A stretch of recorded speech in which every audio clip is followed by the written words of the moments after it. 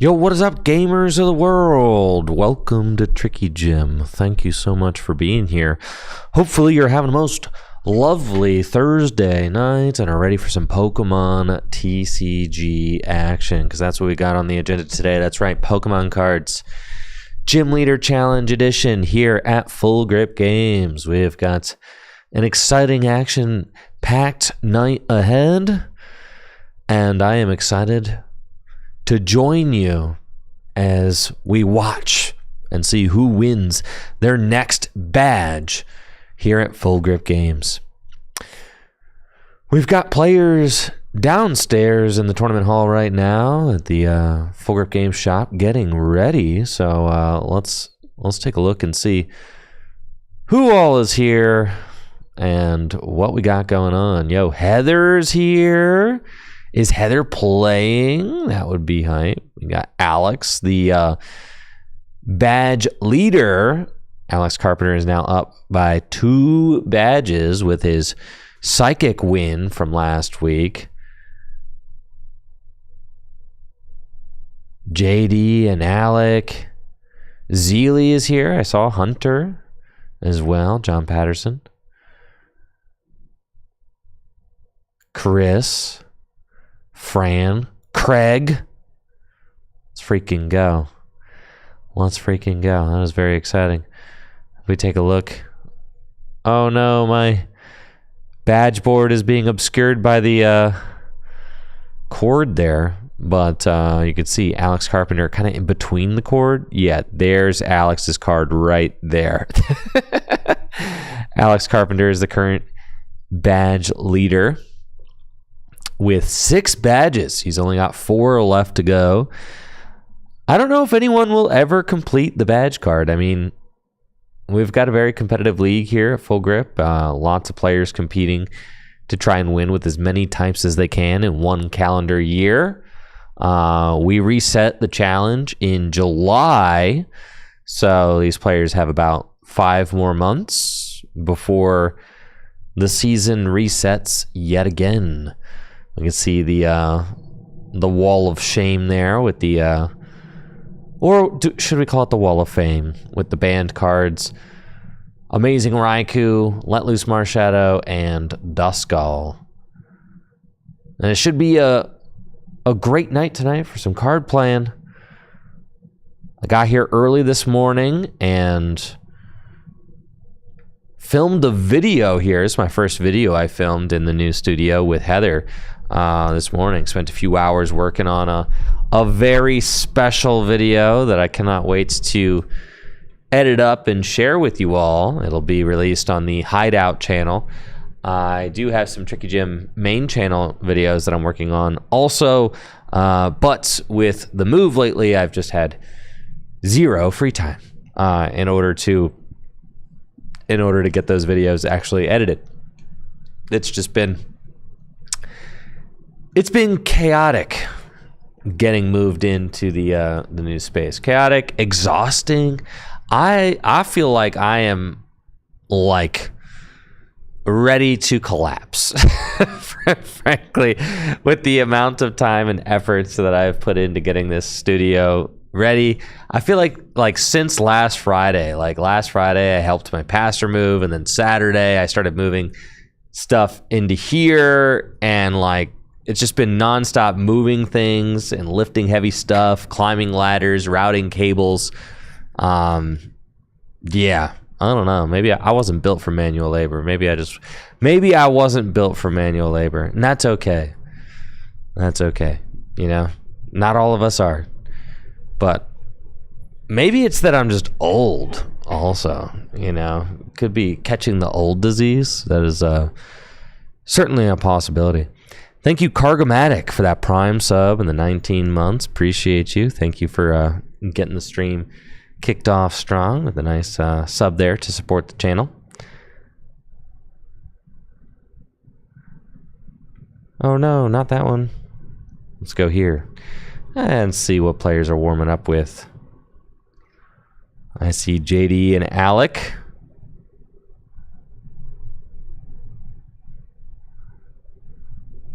Alec practicing his colorless deck. He's got the the cool colorless deck with the Mina and the Tauros and the Fairy energy, right? And it's got the it's got the Frozen City that places damage counters on your own guys, and the Unpheasant that can evolve instantly.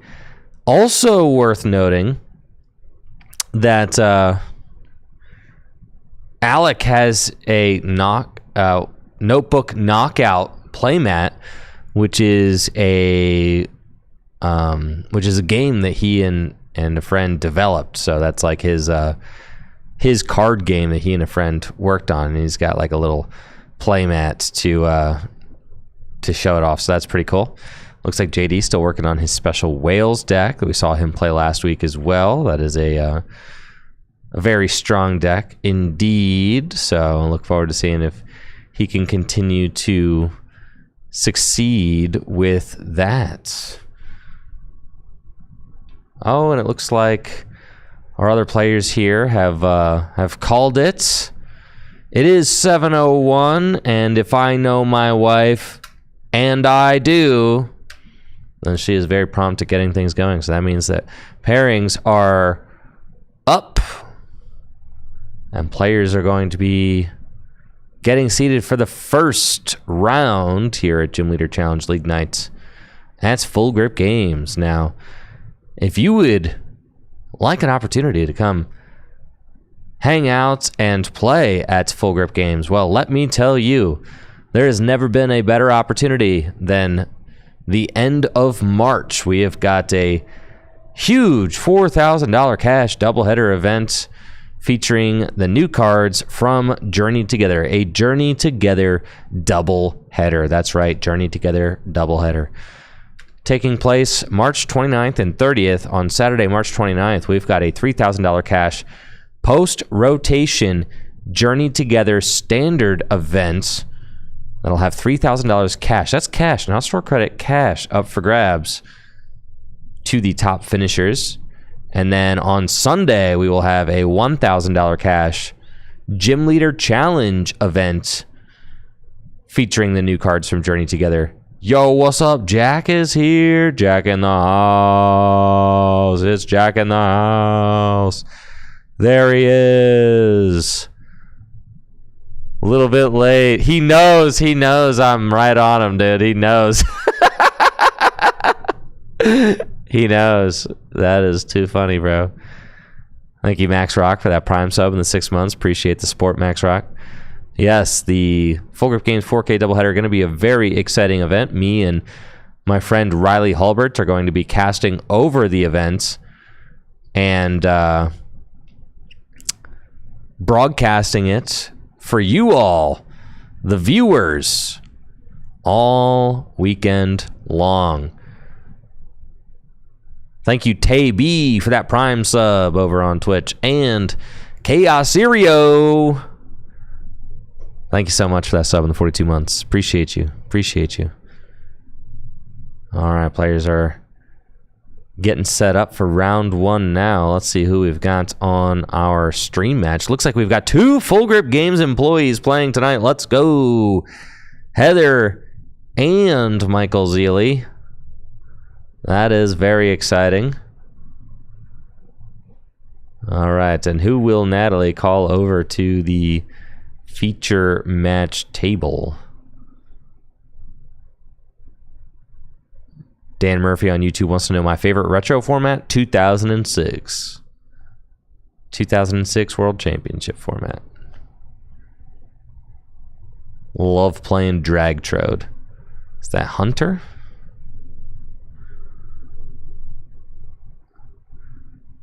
Sneasel is my favorite Pokemon. Rocket Sneasel. EX. So freaking cool. Dark Dragonite. So cool. Alright, we got Hunter and... Hunter and... Hunter and... Hunter and who? And JD, no, pump fake.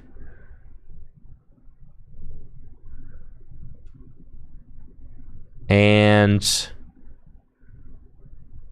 Ben Moore's question mark? Looks like potentially Ben Moore's.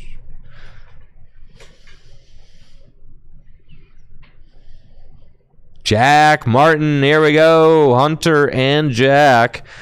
If you watched my cube video, then you've seen both Hunter and Jack on the Tricky Jim YouTube channel. Let's go. Should be a fun match between these two. Let's see who gets the win in round one.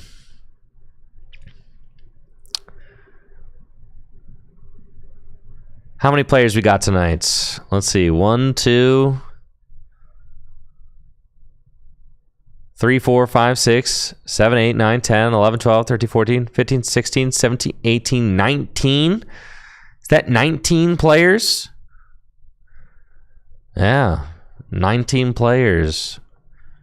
That's a 5-rounder, ladies and gentlemen. Strap in. We've got a fun-packed night tonight. Let's go.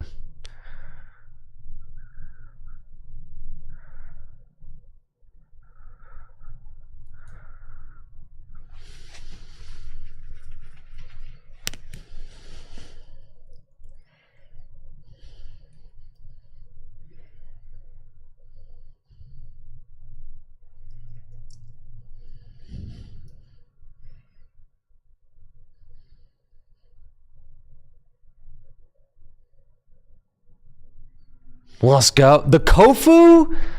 Oh my god, dude. Get that Kofu off my... What is that Kofu doing on my table? Whose card is that?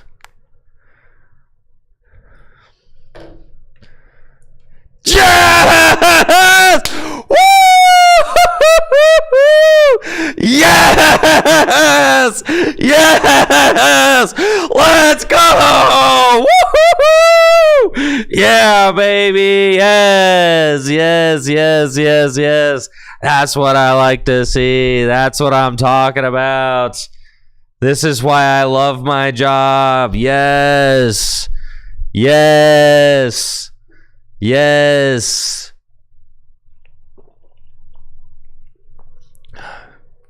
Amazing way to start the stream. Let's go.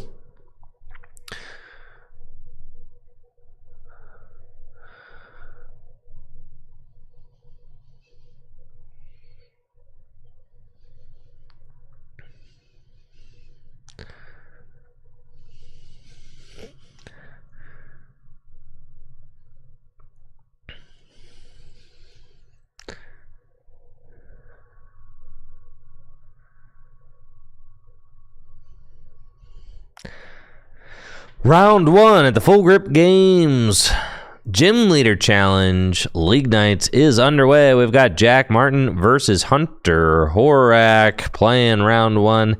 19 players here in the house tonight. Should be a great time, and I'm excited to see how this matchup unfolds. Looks like Hunter is playing a water deck, and did Jack just go turn one Mina? So Hunter must have just draw past. I didn't see that turn one. It all happened so fast. But it looks like Hunter's hand is dead, so that would make sense. If Jack had a double energy in hand, this game would be over. The turn one Mina double colorless Snorlax attack. Either way, this has got to be intimidating for Hunter, staring down a Snorlax with just a lowly cast form in the active spots.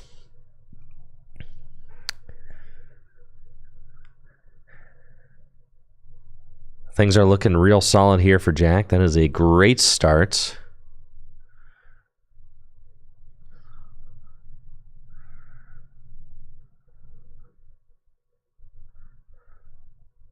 Jack has got 2 energy in hand, but neither of them are double energy, so looking like we're going to get another attachment to the Snorlax. And then Jack has got Bidoof on the bench and a Rangaroo as well. Hunter going to use Ball Guy this turn. And it looks like Hunter is playing the Palafin water deck, potentially. Yes, Palafin Seismitoad. I do love this water deck. This is a lot of fun. It's kind of a low energy cost water deck. Doesn't play any water energy accelerators, so no Frostmoth, no Baxcalibur, or anything like that. It instead just plays water attackers that have low energy costs. So Palafin is obviously the big one. Palafin has got it's, what is it, Justice Kick, does like 210 damage. So huge attack for just 2 energy. And then the Seismitoad is really the key piece of this deck.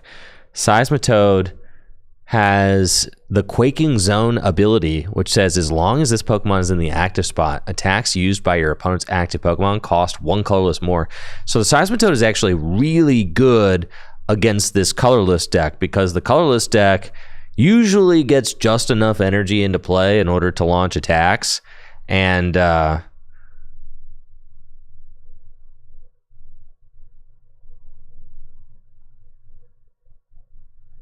forcing them to have to put another energy into play in order to attack is just a really, really tough thing for the deck to be able to do. So we see Hunter play Ball Guy and start to set up, but doesn't have the Timpole out. I do think that the Seismitoad is the best attacker in this deck against the colorless deck. So I would like to see Hunter prioritize getting that Timpole into play. You don't want to just try and trade with the colorless deck. That's not really what you're aiming to do. With this water deck, you're trying to shut them down with Timpole evolving into Seismitoad. So very happy to see Hunter go get that Timpole, and hopefully we'll see him get that evolved up into a Seismitoad before too long, because that is a very key piece to what we've got going on here. I do see the Palafin in Hunter's hand, but I don't know what else we've got going on. Going to be a pass with the Cast Form active. Cast Form does have free retreat. Jack top decks town map, so we're going to let that fly. You get to play with your prizes face up for the rest of the game. And woof, we've got Bidoof down on the bench, but Bibarel in the prizes. So no Bibarel this turn. However, thanks to that town map, Jack can take this knockout with the Snorlax and fetch the Bibarel off the prizes, so that he can use Industrious Incisors for the remainder of the game. Jack will attach that Jet Energy to the active and is considering End for turn, but is going to instruct first. Ooh, Hisuian Heavy Ball. Can't play that anymore since Town Map has been played. And it looks like Jack actually not going to use the N. Instead is just going to swing with Snorlax, thumping Snore for the knockout on Cast Form. And one tails means that the Snorlax stays asleep. You do have to flip double heads in order to evolve that Snorlax up. And then Hunter's got Irida in hand. Palafin evolved Irida. No energy attachment last turn is really tough. I was going to say, I thought I saw Hunter go to grab Inteleon. I really don't want to see him go Rare Candy Inteleon. That'd be so silly. I'm going to go for Nest Ball and Octillery. So I do like this. Nest Ball can go get the Drizzile. Drizzile can use Shady Dealings. Octillery can use Abyssal Hand to draw cards. So really just setting this deck up. There we go. Octillery, and then Drizzile can use Shady Dealings. There's 1 energy. Is that a Seeking? What is the Seeking doing here? That's crazy. All right, Seeking. That is some spice, huh? Using Jet Punch feels really bad on the Palafin. I mean, it does 30-30, but not exactly what you want to be doing. Into a Snorlax that can knock you out. Hunter will slam the Drizzile and use Shady Dealings. Shady Dealings can go fetch a trainer card out of the deck. I would definitely like to see that Palpitoad get evolved up. But it looks like maybe Hunter is considering fishing something out of the prizes with Hisuian Heavy Ball.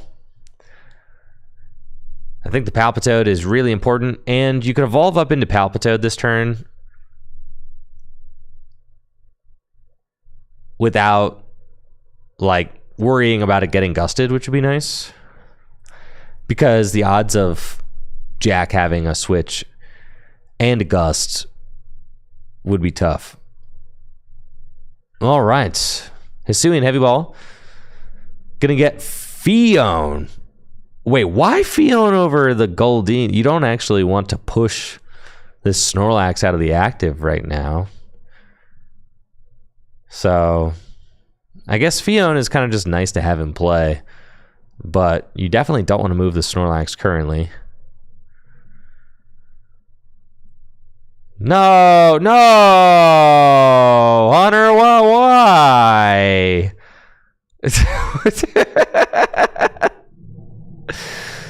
Why? Why did we do that? Don't wake the Snorlax up. Now your Drizzile is like confirmed getting cooked. Oh, no. I mean, Jack still has to find a switch, but finding a card like Floatstone is easier. Like, because now the Mallow and Lana can just be played, right? Do you guys see why that was, like, not an optimal line? I mean, because now Jack can just use Mallow and Lana and go attack, right? Whereas, like, previously, the Mallow and Lana did not get him the attack previously because he needed two switches, right? He basically needed a free retreater and the Mallow and Lana. But because of that Fion, Mallow and Lana just gets him the attack. So I don't care if Colorless plays a billion switches. That was still a misplay. Like, you don't just give your opponent, it's like a waste of resource, and you're getting your opponent out of, like, force them to use a switch, you know? Like, force them to use their switches. You don't just give them. Also, like, Jack's supporter in hand is N, and, like,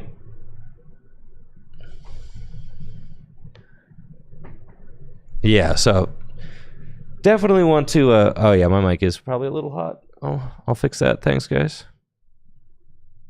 Check. There we go. All right, should be a little better now. Thanks, Long Deer Harry.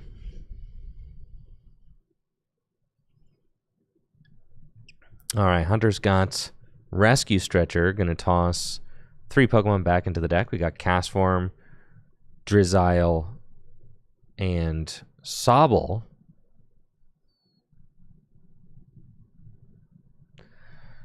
Jack now up 2 prizes with the Snorlax.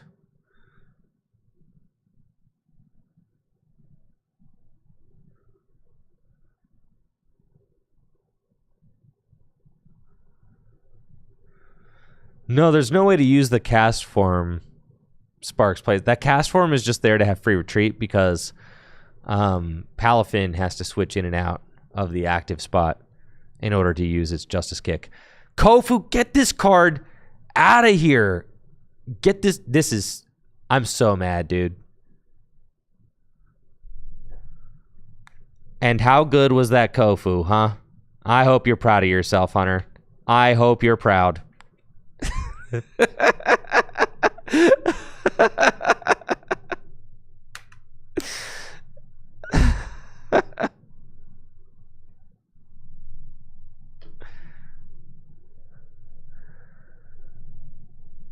All right, Switch Raft. Castform in the active. No water energy.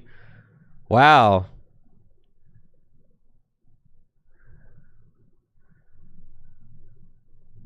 Hunter trying to burn as many cards as he can to go find a water energy. If only he'd played a good supporter for turn that would have helped him to find a water energy. Instead, he decided to play Kofu.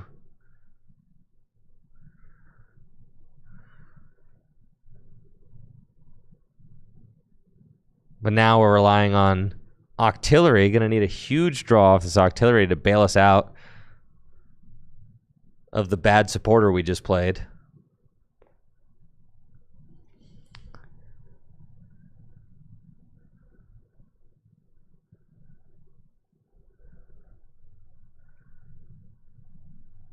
I'm going to keep trashing Kofu until there's no more Kofu on my table. Jack ripping the Kofu is the nicest thing I've seen all day.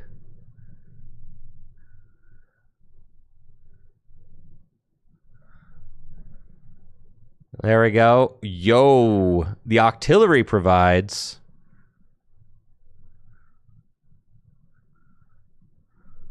Let's go. Water Energy to the Palafin. And we got a Justice Kick. 210 damage. Snorlax is cooked. Hunter going to take a prize card. And what's it going to be? Marnie. Hexmaniac. Hexmaniac seems good. Great pick. And Jack does not have a great backup attacker going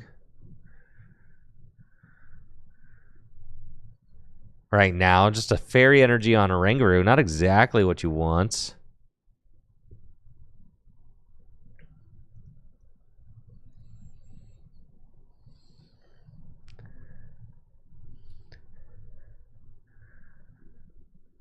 Cyclizar gets the promote. And we'll see what Jack can do. Now keep in mind, Jack did decide not to play in that last turn. One of those previous turns, which could have refreshed his hand and given him an opportunity to maybe start building up another attacker. Instead, has played this game kind of slow and steady. I don't know if I agree with that holding of the N early on in the match. I feel like you kind of just want to get more attackers established. Looks like Jack deciding to use Squovitz, Nestash, draws one card. It's Lugia. Instruct for 3. And then I feel like you put the TM Turbo Energize onto a Oranguru. Because Cyclizar's got free retreat. Does Cyclizar have free retreat? No, it's got a retreat of 1. So I guess it's got to go to the Cyclizar then. And then Instruct. Not Instruct. Industrious Incisors. Fill the hand to 5.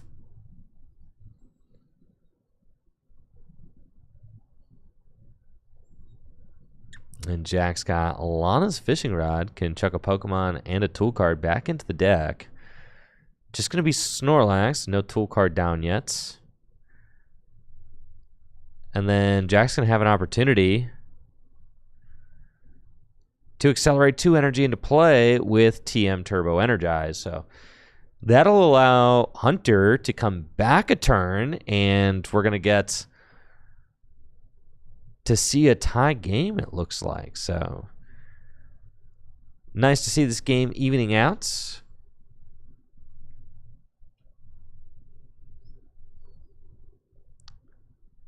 Jack throwing the Snorlax back into the deck and giving us a big shuffle. He better not be giving us a big shuffle and then just go into that deck with TM Turbo Energize. No, decides to actually use Ram instead for 30, not using the TM Turbo Energize. I don't know about that. Jack has like a very not great amount of energy in play. Might have been ideal to actually, I just have a hard time believing that the energy was worth, or that 30 damage is worth the, is worth it.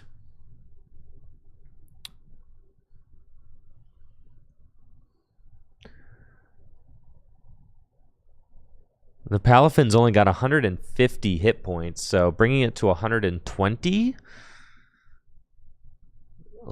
feels irrelevant. I would have liked to see the TM Turbo Energize get used to throw, just toss 2 basic energy onto the Lugia. So I think that's what I would have really liked to see.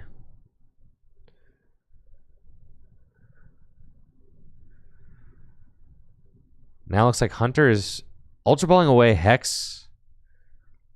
Thank you, King D Mars, for that Prime sub. Appreciate you. Thanks for the supports.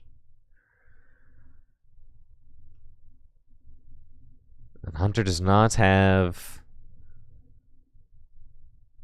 an Inteleon line going, so Ultra Ball is going to fetch Palpitoad. Do like getting that Palpitoad going. Water Energy to the Palpitoad. Fantastic. We are one step closer to a Seismitoad. Hunter weighing, using that Super Rod for just the Inteleon. Abyssal Hand for 3 does find Iono and Versus Seeker. I think at one point Hunter had a Tate and Liza in the discard pile, but I don't know that that's there anymore. I think that might have gotten Palpatted back in. So it's going to be Iono. Both players shuffle up. And Hunter will get 5, and Jack will get 4. That's basically a Marnie.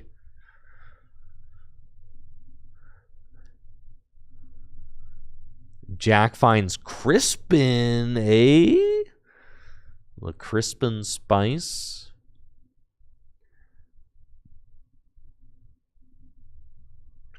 And Jack, or Hunter, misses the switch. So it's going to have to settle for a Jet Punch, doing 30 to the active and 32 one of the bench Pokemon. Yeah, that is a hand of 4 energy cards over on Hunter's side. Not exactly what you want. Jack's got Evolution Incense, but is just probably going to play it to thin it out of the deck. Maybe go get Dodrio and then Nestash it to the bottom of the deck so that you can draw more cards.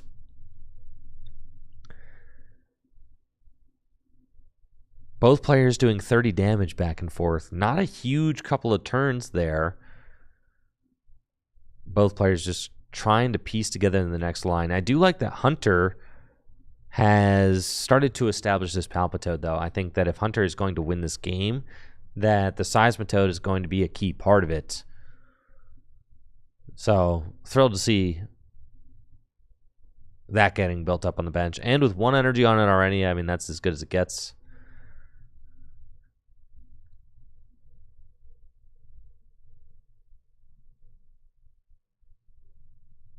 And I'm guessing that we're going to see a Nestash. Or is Crispin going to get played? In order for Crispin to accelerate an energy, you have to find 2 different kinds. Jack just deciding to use Industrious Incisors for 1. Seems like a strange choice there. Jack is just going to play Crispin. There is a fire. Is there... All right, just going for the extremely safe play. I think just going Crispin for fire. And then you could just attach it, I guess, and take the knockout, I guess, right?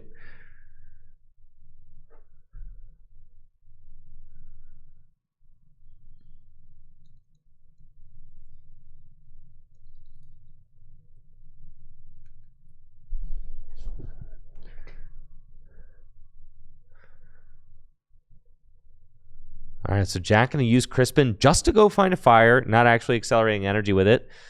And then we'll use Nestash. Put the hand to the bottom of the deck, draw 1 card, then has Instruct, then has... Actually cannot use Industrious Incisors, already done that. Still, I really don't like, Jack's board right now is just not ahead of the energy game. It seems like Jack's energy attachments have been pretty inefficient so far. And we do get a knockout there with a Cyclizar, but since Jack hasn't been piling up energy in play, he's really going to be susceptible to a Seismitoad if we can get Seismitoad going this turn. But Hunter uses Abyssal Hand and finds nothing off the Abyssal hand, just got a hand full of energy and a pot helmet. So Jack getting bailed out there.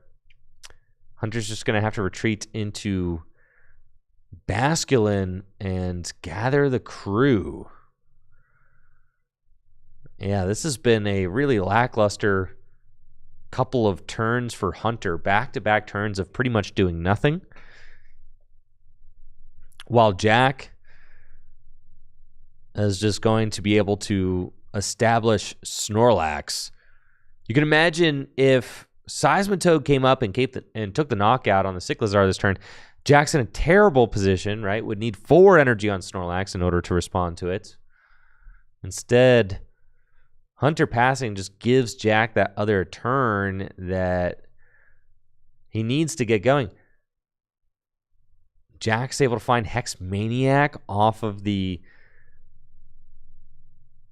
Nest Dash and the Instruct as well, but is saying, no Hex Maniac, I just want Boss's Orders, and now that Palpitoad is toast.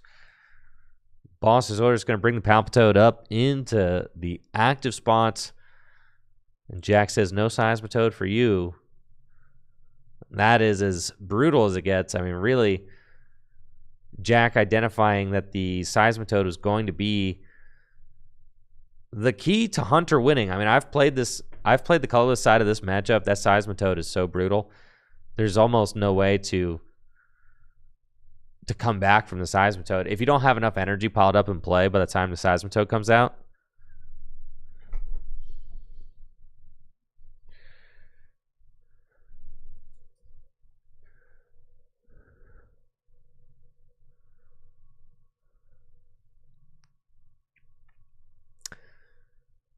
Hunter now has Basculegion that he finds off the top of the deck, but hand still stinks. I think I want to see Paw Helmet on Sobble, weirdly. Because, like, the Sobble actually can evolve into Inteleon and then, like, survive a hit. Scoop up Net just to burn it out of the deck, or burn it out of the hand. That's fine, so the Abyssal Hand can draw 3. Raihan is a nice supporter to play this turn, but you just really want to start getting the Seismitoad built back up. Hunter does still have Rare Candy in deck, so Hunter can just skip the whole Palpitoad thing and just say, let's just go with the Timpole back down, right? So I think I want to see, like, this is okay. So I would probably myself want to see maybe Hunter go knockouts with, like, Drizzile for, getting the Timpole back, and then you could, like, Raihan to the Timpole next turn and go Rare Candy Seismitoad, and then, like, you could be attacking with Seismitoad next turn if you prioritized getting the Timpole out. But instead, Hunter going to go for the Hex Maniac play. We'll see if that actually does stick Jack. If that sticks Jack, then fine. But if it doesn't, then,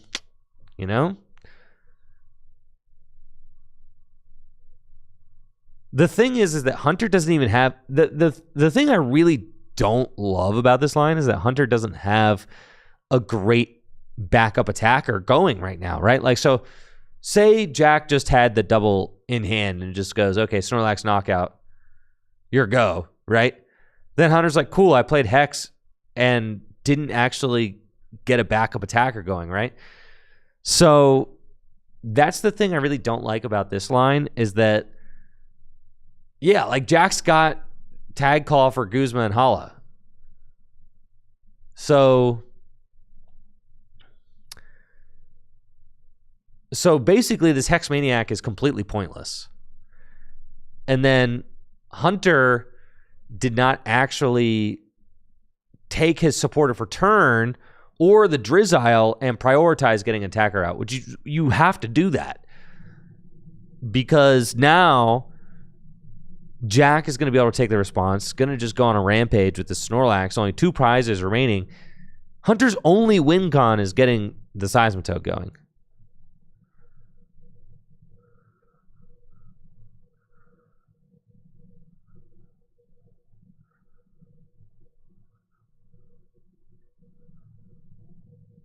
So now Jack puts the luxurious cape onto Snorlax. We've got a huge Snorlax now. 250 hit points. Parallel City means Hunter has to discard down to 3 bench Pokemon.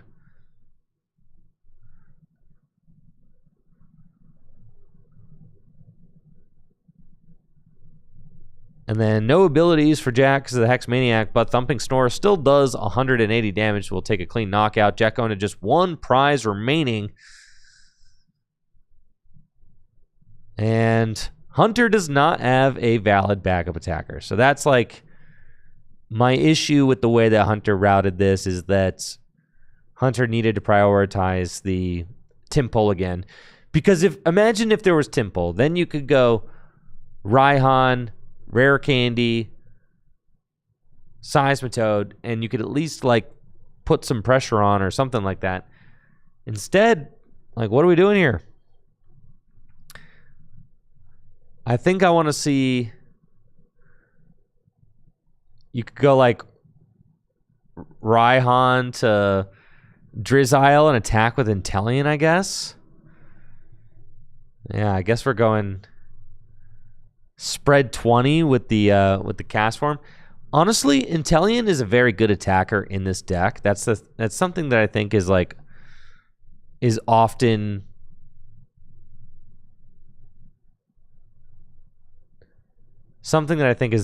underestimated with the Palafin deck, is that Inteleon is not just a support Pokemon. It's legitimately a backup attacker. I mean, it's a 2 water energy, 120 snipe, 160 hit points. It's a really beefy dude, right? So we're going Field Blower, bench the Goldeen, Abyssal Hand for 2.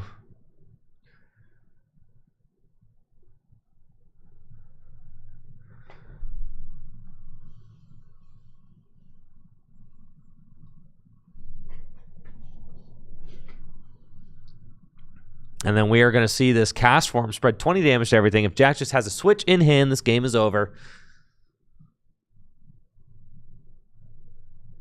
And he has got Squovit and Bibarel to draw into it. Or he could just wake up. But does not successfully wake up. You have to flip 2 heads in order to wake up after using Thumping Snore.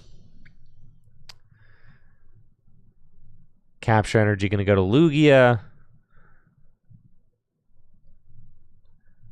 And Jack going to take a peek at the deck, see if there's anything worth thinning out. Doduo, I think, is fine, right?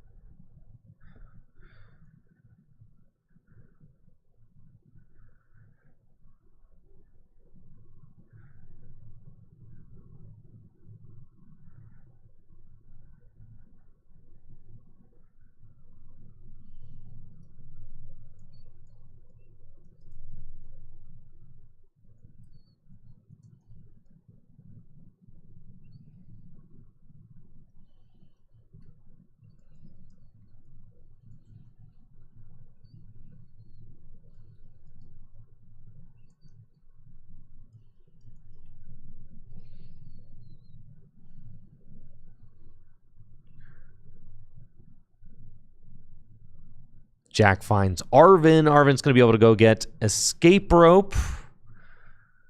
And with the U-turn board, that is game. Escape Rope. And then Snorlax wakes up. And Thumping Snore going to come in for 100 and 200 damage with the Powerful Colors. 210 damage with the Fighting Fury belts. Jack Martin advancing to 1-0 here at the Full Grip Games Gym Leader Challenge League Nights. We've got 19 players in the house, 5 rounds. Let's go. Beautiful, Jack. Yes. Look at that. Kofu defeated.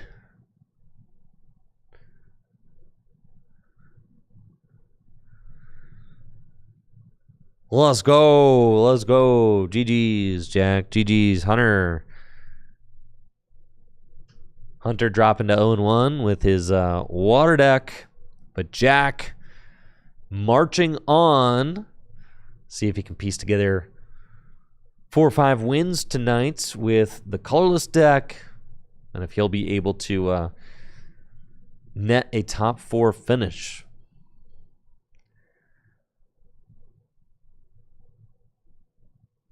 GG's to both players.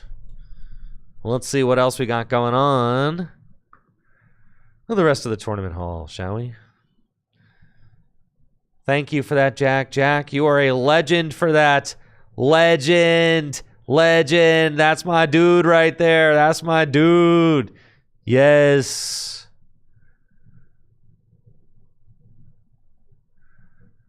All right. Everybody else is actually all wrapped up. Wow, look at that.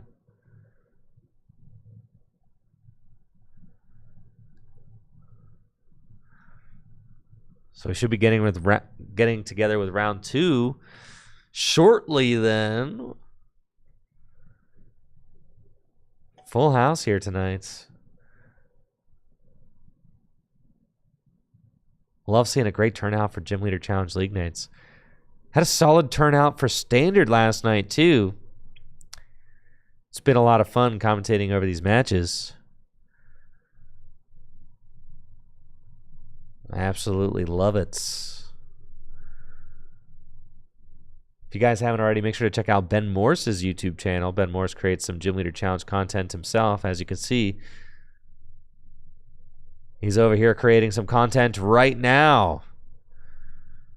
Yes. Morse Makes on YouTube. He does player interviews and feature matches and commentating and all that. So if you like Gym Leader Challenge format, definitely make sure to check that out.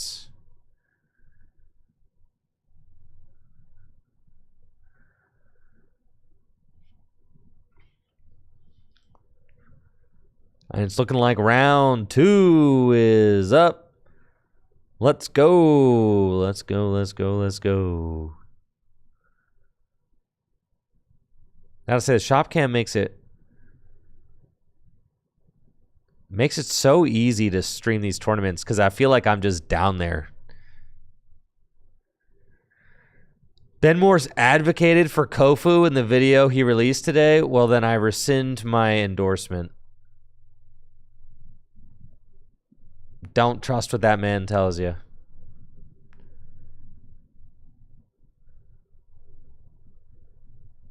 That's not quite accurate, Brandon says.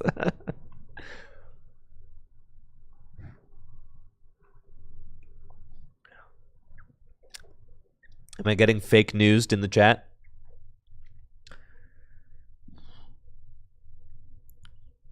Who do we got going on? All right, we've got Alex and John Patterson.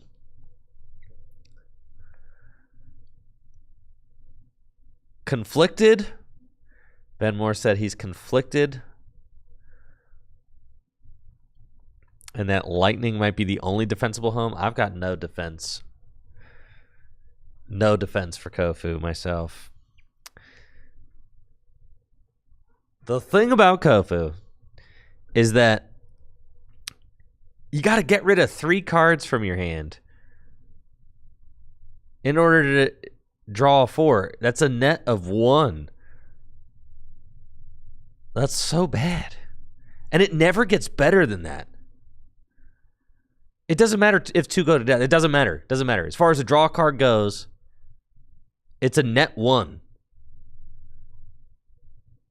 That's so, and it doesn't like it doesn't like get better than that. You know? Whereas like with a card like Colress or Cynthia, like, yeah, sometimes you're going to play Cynthia or you're going to play Colress and it's not going to be like the best supporter, but at least they have upsides, right? Like, at least they have, like, sometimes you could play a Colress and you could get -1 card from hand plus 10. Kofu never does that, ever. Kofu is always mid. Always. It is never fantastic. It is only mid.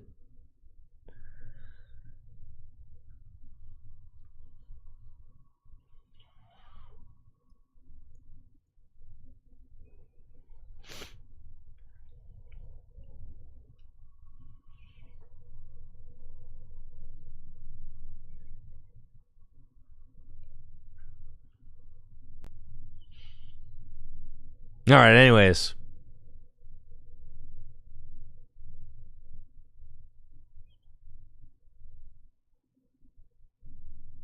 End rant. I know you guys just show up for the Kofu rants, so happy to provide.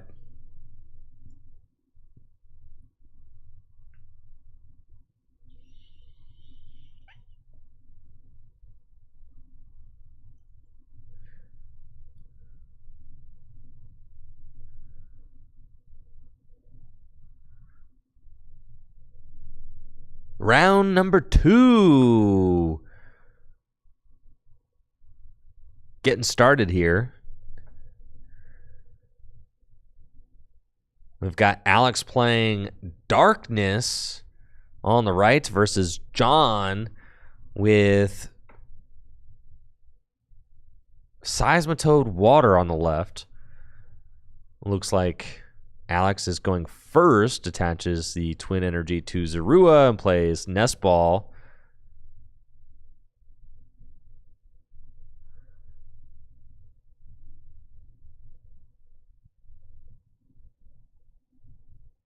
And let's see what Alex decides to go for. Off the Nest Ball, I do see he's got Rainbow Energy in hand, so he could go get Spiritomb. Start putting damage counters on it. The Building Spite ability. Looks like Alex eyeing up Sneasel as a possibility. And Spiritomb. Slight misplay there by Alex. You really shouldn't commit that Twin Energy to the Zorua before you've checked your prizes. So, yeah, would have definitely loved to see Alex maybe hold the Twin Energy before the Nest Ball. You don't want to just like throw that energy down there and then go check your prizes and be like, oh, dang it. My Zoroark's prized. So,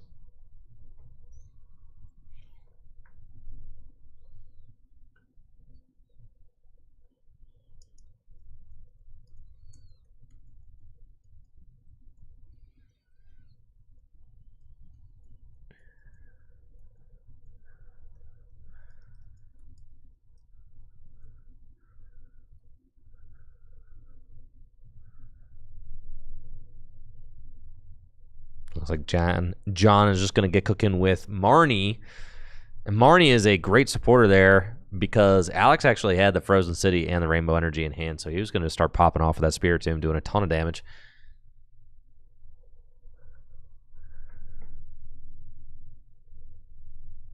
And John is going to be able to completely fill this bench. I mean, we've got Sobble off the Marnie and Brookla-Hill. Brookla-Hill can go get another water Pokemon to put straight onto the bench. And then Hisuian Basculin has got Gather the Crew.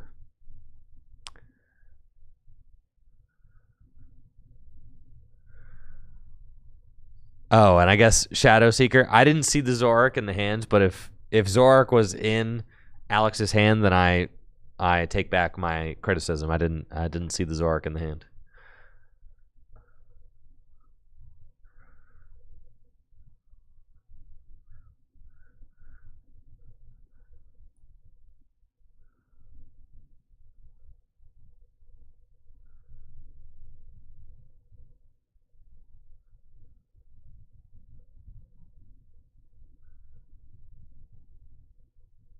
John doing a little prize check here.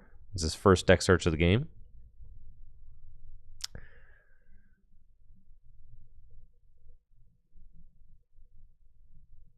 It looks like John going to go get Snow Runs.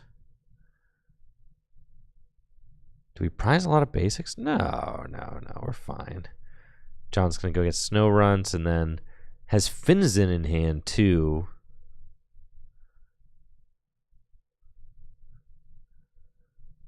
And then we'll use Gather the Crew to go get 2 basics out of the deck.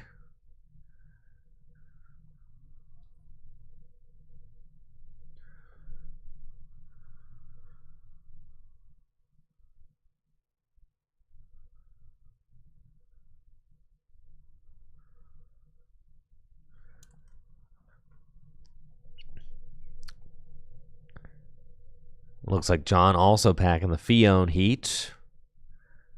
Water energy down to the Finizen. Alex has to decide between Marnie and Cynthia and Caitlin. Probably just going to be a Marnie angle. Cynthia and Caitlin with no supporters in the discard pile is like really cringe. So probably just let it rip with another Marnie. Thank you, Strange Blazer, for that sub. I appreciate it. And it's going to be another Marnie. That's a nice bailout there for John, revealing that he had a dud of a hand.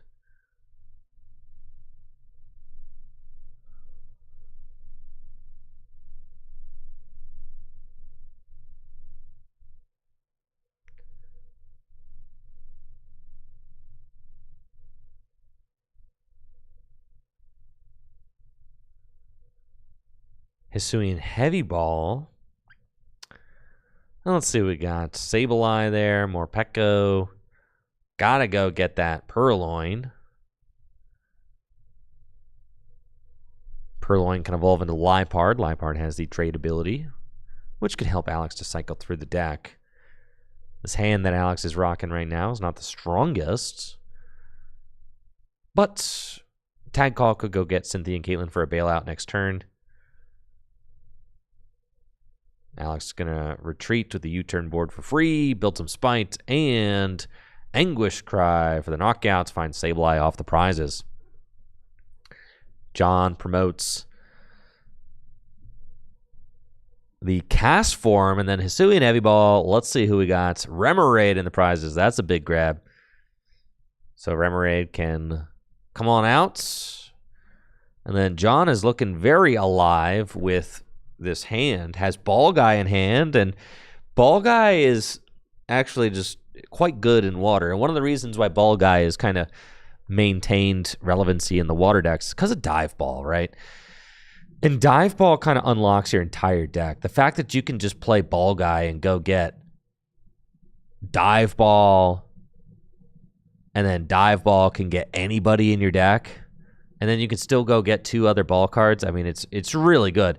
Ball Guy also goes and gets Level Ball. Level Ball gets Drizzile, right? So Ball Guy can allow for some really explosive plays in the water deck. Unlike with other decks. I mean, Ball Guy goes and gets Hisuian Heavy Ball too, obviously, which is a big deal. But, I mean, water might just be the best deck for Ball Guy to be included in because of Dive Ball. And then I would argue Grass is another decent one because of Netball, right? Netball can go and get a Grass Energy or a basic Grass Pokemon. But Level Ball and Dive Ball, I mean, Level Ball gets you your whole consistency engine. Level Ball gets you Sobble, Drizzile, Remoraid, and Octillery. So all of the best consistency Pokemon, Level Ball can get. And then you've also got Dive Ball, right? So, like,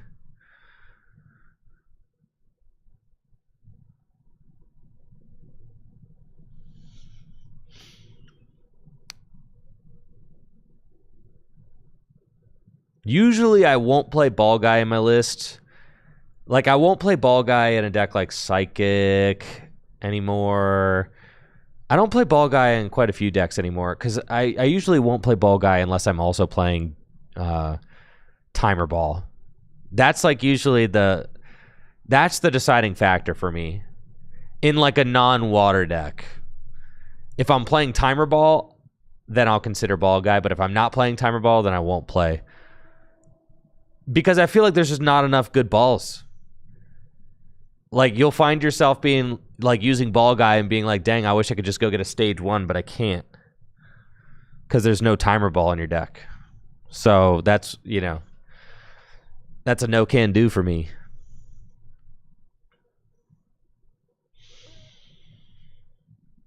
Here we go with the Frost Last. Love this play.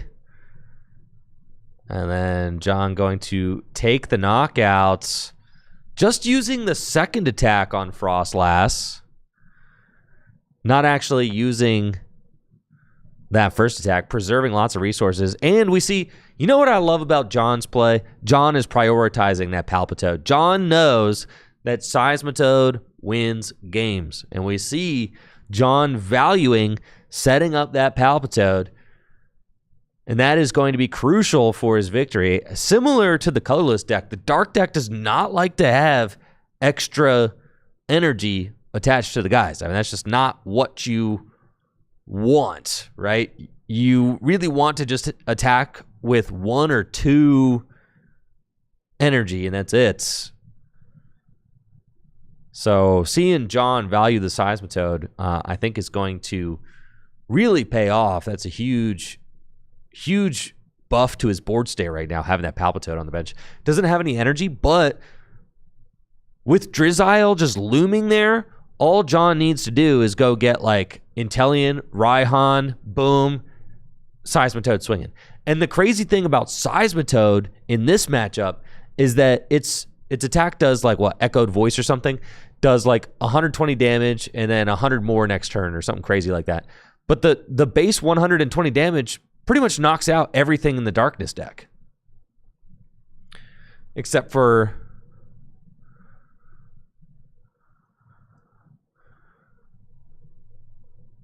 Dang, I'm goated. Yeah, it's literally Echoed Voice. 120 damage, 100 more damage next turn. And that base 120 does clear just about everything.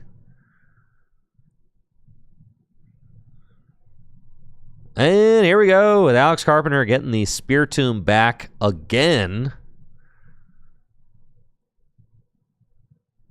I'm really not a big fan of the Spiritomb-based dark decks. I feel like Spiritomb is just such a weak attacker. When you try to use it over and over and over again like this, you know, like you're putting John in a position where John only has to do 40 damage, right? He could literally, like anybody in his deck could do 40 damage. I mean, Frostlass just took the knockout doing 40 damage with its second attack. And John has got the whole world in his hand right now. He's got everything that he could possibly want.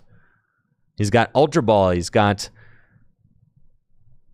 Aqua Patch. He's got Octillery. He just needs to figure out how to play these cards, right? Because he can get the Seismitoad going this turn. If that's what he wants, he can do it. Easy. I think here you Ultra Ball the water and the rod. It's weird, but I think that's just what you're doing.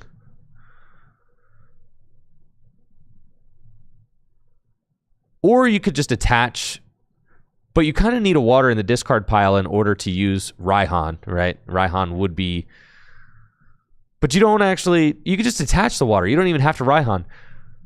So I think I want to see John attach the water to the Palpitoad and then use Abyssal Hand. Right? You might as well, because you know you're going Seismitoad. So you might as well slam that water down and then go Abyssal Hand, fill your hand to 5. We see John just Abyssal for 2. I feel like that was a little on the cautious side. Because now it's like, okay, you didn't hit it. You still have to make a weird Ultra Ball decision. Which is fine, ultimately. It doesn't really matter. Yo, what's up, everybody from Trust Your Pilot? Welcome to the stream. We've got some Gym Leader Challenge going on tonight. 19 players here at Full Grip Games competing for over $150 store credits in prizing tonight. Welcome, welcome, welcome. If you haven't already, make sure to check out Trust Your Pilots, Pokemon Trading Card Game live streamer. If you like the Pokemon Trading Card Game live, then you should check out Trust Your Pilots.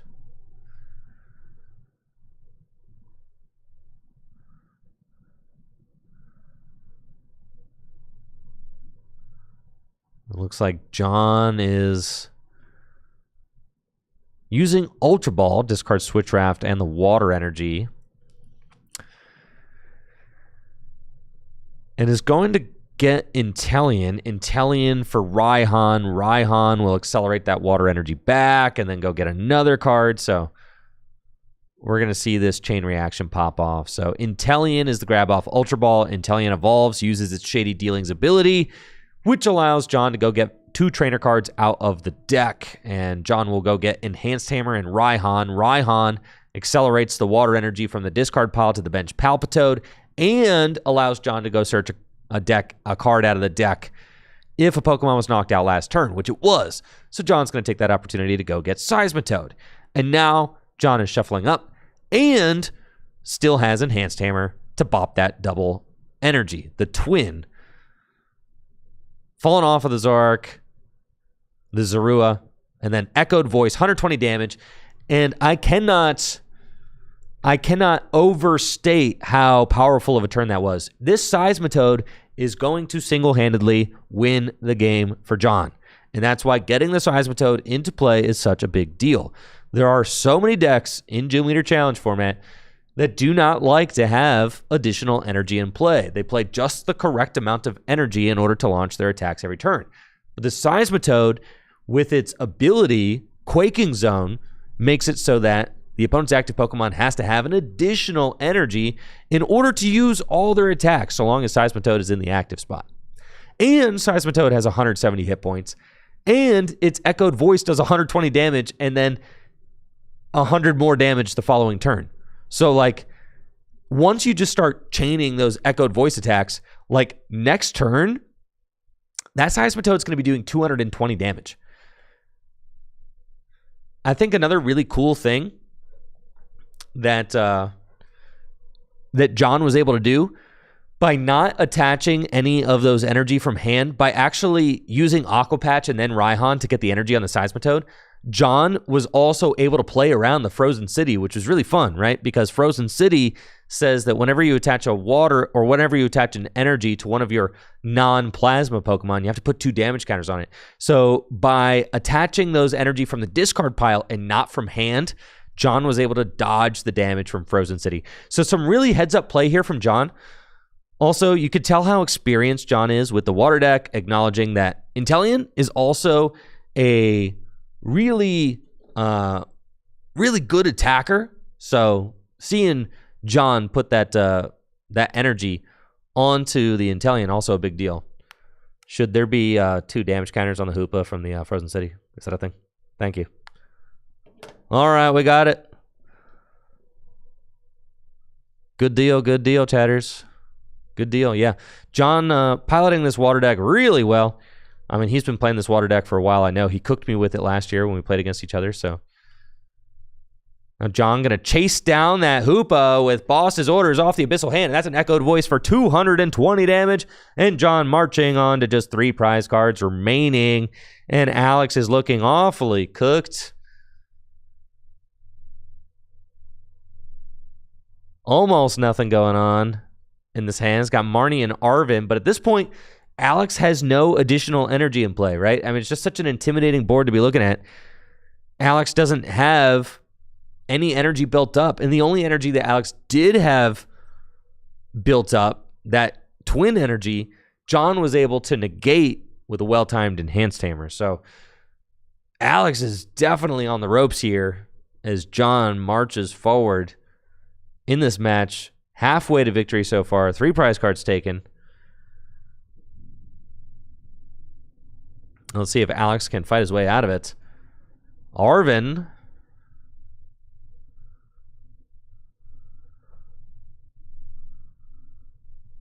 will grab Buddy Poffin. And Dark Claw. Energy attachment to Zorua. Yikes. What do we got going on here? Energy attachment to Zorua. Oh no, not the Spiritomb coming back. Superon's going to put the Spiritomb, Darkness Energy, and Weavile back into the deck. And then Buddy Buddy Poffin can go search out some basic Pokemon with 70 hit points or less. And guess what? We're getting Spiritomb again. And a Sneasel. Spiritomb will build some Spite. Get a damage counter on that thing. Alex attempts to put a second tool card on his guy. Alex, I hate to break it to you, but you weren't going to be able to use that attack anyway because of the Seismitoad's ability. So I don't really know what you were doing, dog.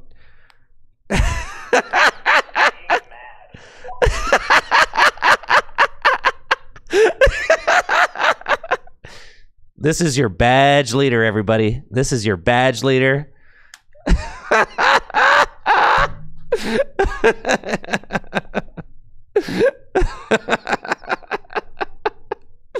Man, not the second tool attachment attempt.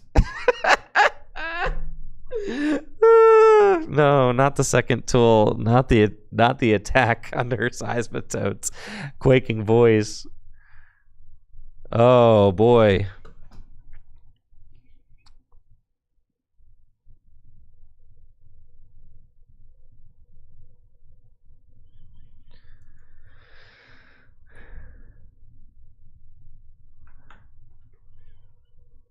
John's got Versus Seeker for boss again, chasing down that Spiritomb.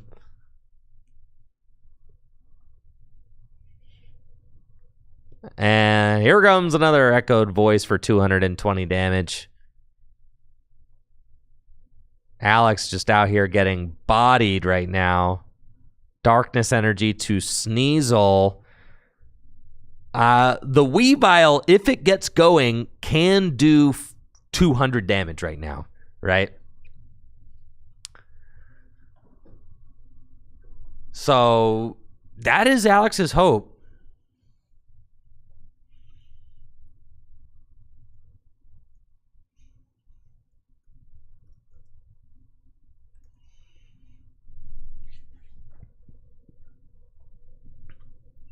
Alex was able to find Dark Patch and Guzzlord off this Marnie.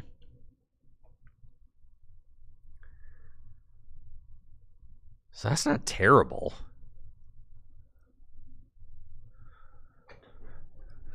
But like at this point,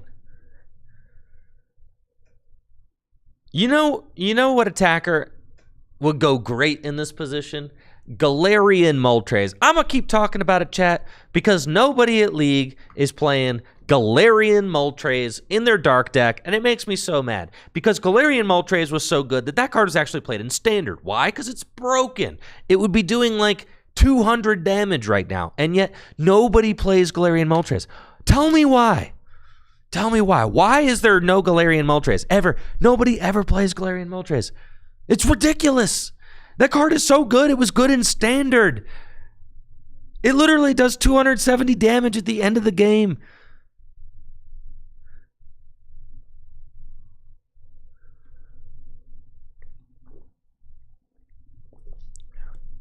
Instead, everyone's like, oh, I guess I'll just attack with Spiritomb again. Spiritomb for 100 damage.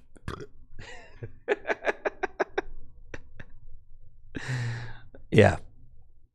Clara and Moltres. I know. All you have to do is just put Clara and Moltres in the same deck. That's all you have to do. You attack with it all the time. No, you can. All you need to play is like play a Prof Letter and play a Clara, and then the Galarian Moltres is like always live. Yo, what's up, Jacob, with the gifted sub? Thank you so much, Shalavian. 576 gifted subs so far to the channel. Appreciate you. Thank you.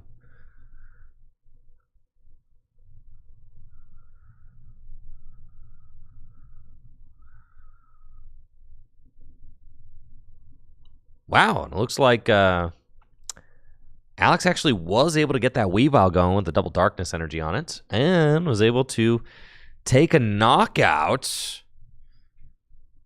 with the Evil Admonition attack, which does 50 damage times the amount of abilities your opponent has in play. But at this point, I mean, we're talking Pot Helmet Intellion over here on John's side. We're talking Palafin. Justice Kick, 210 damage. We're talking Irida to go set up the rest of the attackers that John needs to close this game out. Only 2 prizes remaining. When you only have 2 prizes remaining in the water deck and you've got 2 attackers built up, I mean, what else do you want? This is coming together beautifully for John. Alex was at least able to take out that Seismitoad, but not before that Seismitoad wreaked total havoc on Alex's board. Justice Kick built up. And with that, it's looking like we're going to get a attack with Intellion, Aqua Bullet, 120 damage to the active. And then I like that, 20 damage placed onto the Guzzlord, bring its massive 150 hit points down to a more manageable 130. And with that top deck, can Alex actually do anything? It's looking like no. He's got Boss's Orders and Artisan. Neither of those are good cards to have right here at the end of the game. When your opponent just has 1 prize card remaining. It's not what you want to see, folks. Got to go for the Boss Snow Runt strat and try to stall.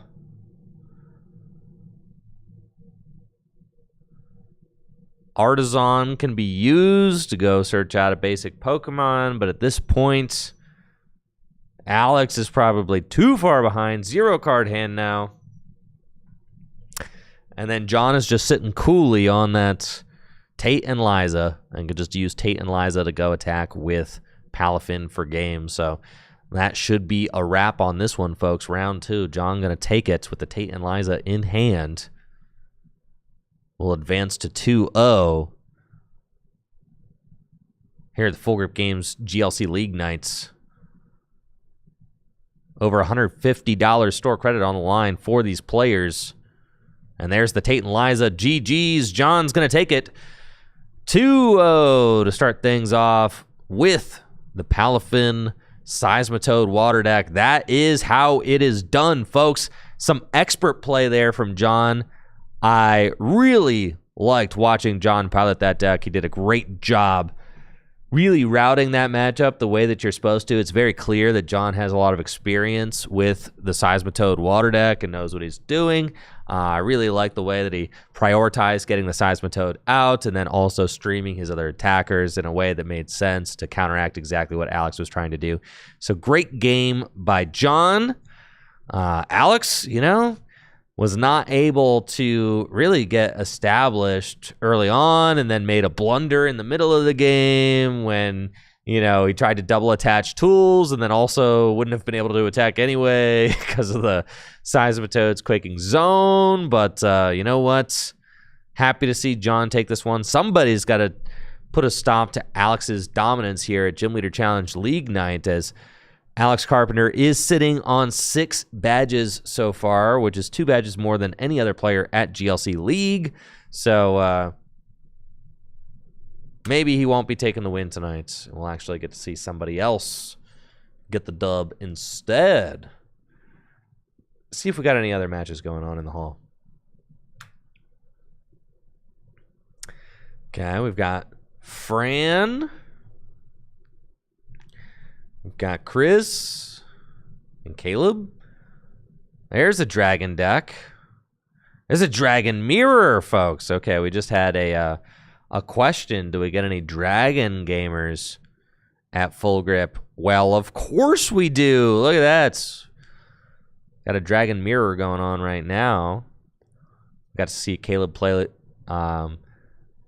I believe that's Caleb. Got to see Caleb play last night at Standard League Nights. Great to see him coming back out for Gym Leader Challenge as well.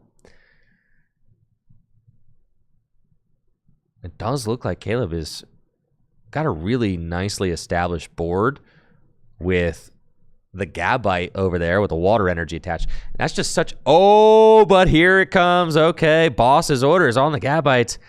Wow. And we're getting to see an attack with the Drudagon. That actually, the second attack. That's huge. That's huge. Okay, I was going to say I really like Caleb's board with the Gabite and the 1 water energy, but boy, what a crazy play from Chris. Taking out the Gabites. Yeah, that was huge. Absolutely huge there. Huge play by Chris. Huge play. Huge play. Now, a Drudagon, you don't always get to use that second attack. The second attack isn't great. I think it just does 100 damage. But useful in a pinch. Dragon Claw, 120 damage for 3. So the double dragon energy getting there with the water energy as well. It looks like Caleb's got Raihan to try and snap back.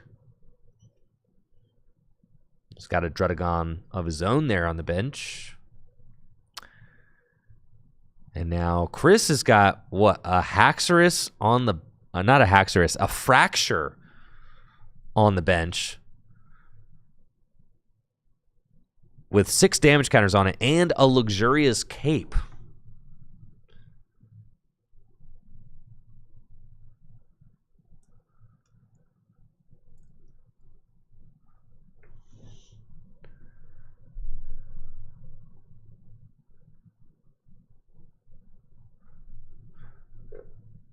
Let's take a look over here at what Fran and her opponent are doing. Yo, we got a metal mirror over here. Heck yeah, dude. Look at this Aegis Slash. 130 damage on it. Dude, now this is a metal mirror. Oh my god, I wish I was commentating over this game. Look at this. Look at these huge, beefy metal boys. Archaludon with 130 damage on it and a metal frying pan. Aegis Slash with 130 damage on it.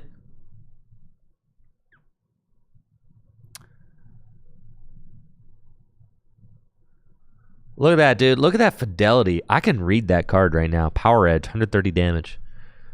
That's crazy.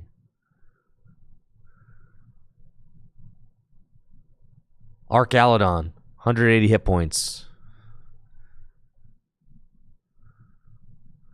There's some ferocious metal sounds happening over there. Love it. All right, let's go back to our Dragon Mirror. Whoa!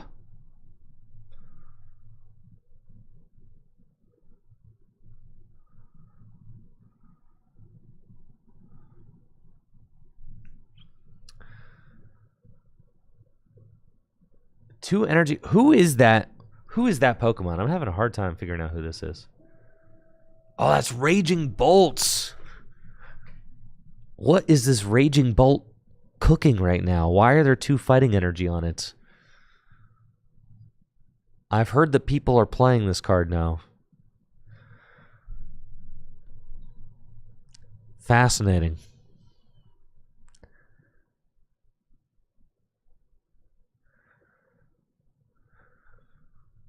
Does Snipe, huh? Snipe 30 for each energy on it? That doesn't seem like amazing.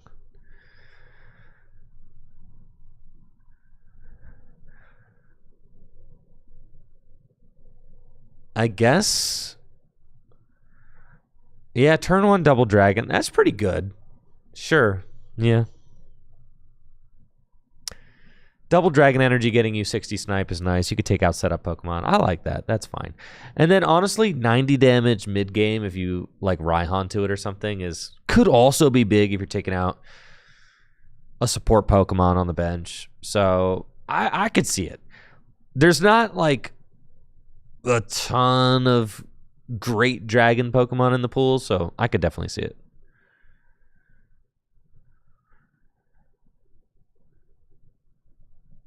That's fine. That's fine.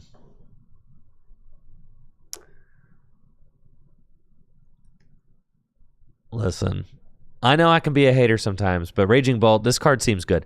130 for 3 is also just totally fine. So I can get behind the Raging Bolt. That's cool. 130 damage for 3. Thunderburst Storm, 30 times the amount of energy. Snipe. That's nice. Solid 130 hit points. I've played worse cards for sure. I've absolutely played worse cards than that. That's pretty nice. Just another decent basic Pokemon to put in your Dragon deck, so can't really complain about that.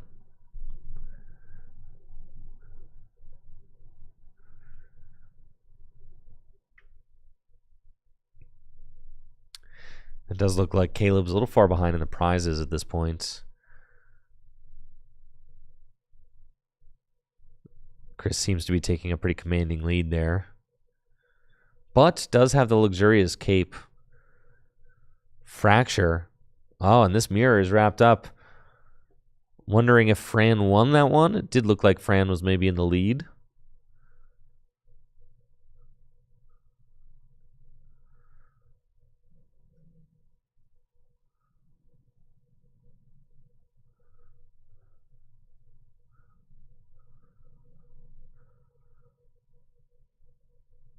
And Chris taking yet another knockout with Druddigon. I cannot believe how much value we're getting out of Dragon Claw right now. It's ridiculous.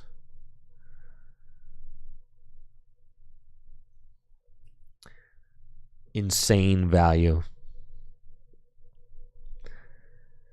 Metal taking out Metal. Dragon taking out Dragon. What's the world come to, folks?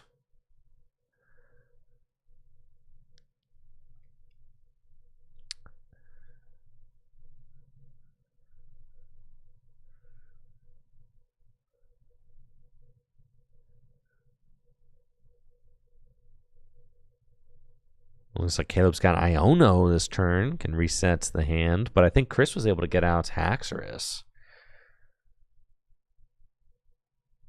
Enhance. That is a Haxorus. Enter Cloak on board. So Chris does have some draw power. The Haxorus looms large. Michael on YouTube asking, is it snowing in Ohio? Yes. Is the sky blue? Oh, yeah, it's snowing.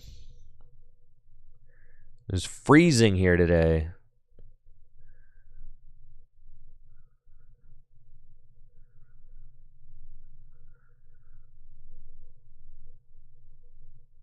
Gotta respect Caleb's decision to play the Enamorous playmat.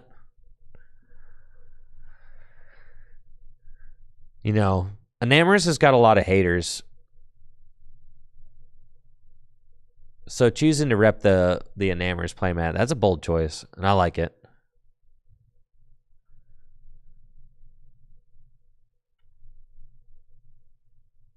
Holy smokes, Raging Bolt, look at this thing. Raging Bolt, Counter Energy, Fighting Fury Belt. It's going down. Caleb's about to go Bolt Sweep, dude. Look at this thing. 170 hit points, 120 damage snipe. 120 damage snipe does still not knock out anything.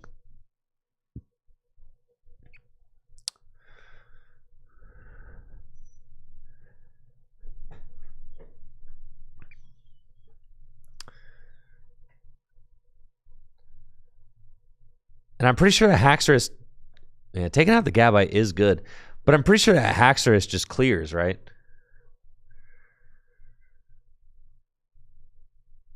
All right, Chris gonna draw, and the Haxorus does like a ton of damage.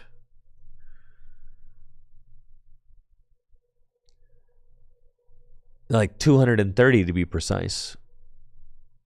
Yeah, that is quite a bit.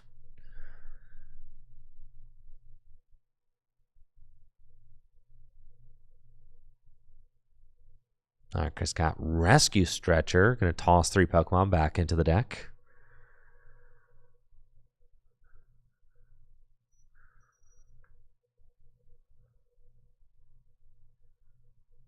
And then Level Ball. Go get Gabite back out.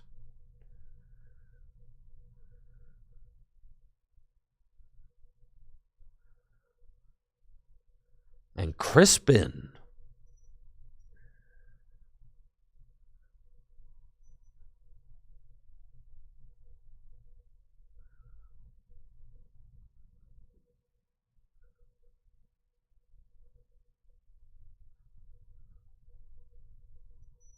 Here we go. Crispin's going to get the water energy and the fire energy going.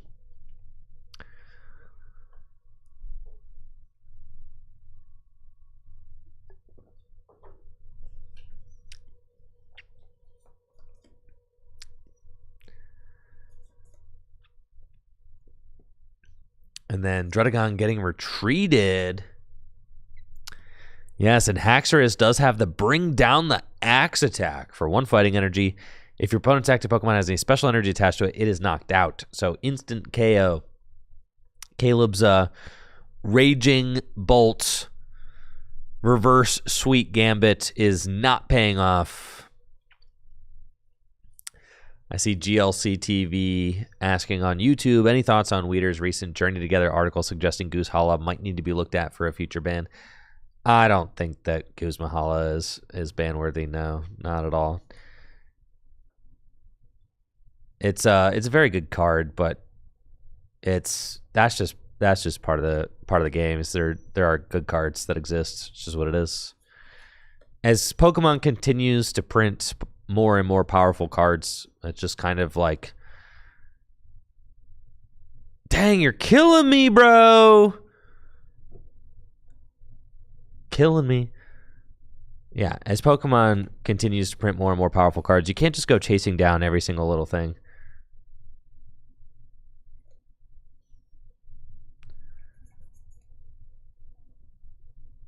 And Guzma Hala is really good. But the reason why Guzma Hala is good is not because... The reason why Guzma Hala is broken is not because Guzma Hala is broken. It's really good because Pokemon keeps printing broken stadiums, tools, and special energy, right? That's why it's so good. It's good because Pokemon keeps printing broken cards. So, like...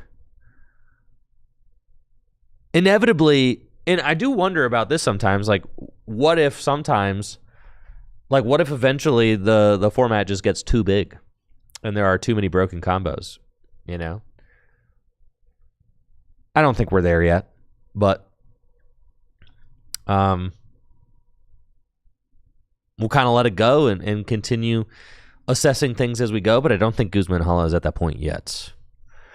But I don't think that banning a card like Guzma Hala really matters, because, like, what? They print cards like Colress's Tenacity, they print cards like Arven. It's like, dude, Arven and Colress's Tenacity are 0 cost and do like half of what Guzma Hala, like 2/3 of what Guzma Hala does.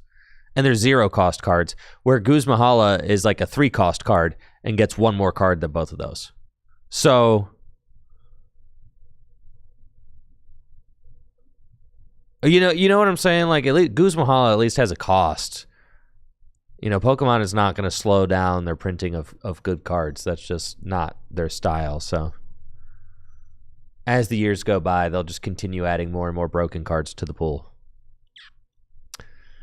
Do I think the new Cynthia's Pokemon are going to be good in Standard? See, Weeder says Goose Hala has Snorlax hitting for 230 turn 1.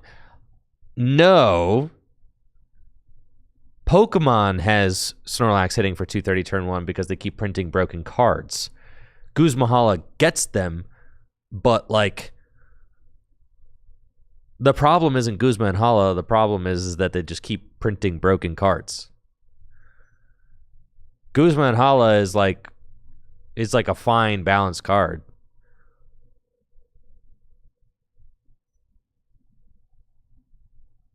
But the Hops package, now that might not be balanced, and that might not be fine. But so the thing is that Pokemon they've shown that they just like will continue printing really strong cards like this though. So you can't go chasing the Hops package with the Banhammer, because then who knows what they'll print in 3 more months, you know? You can't just go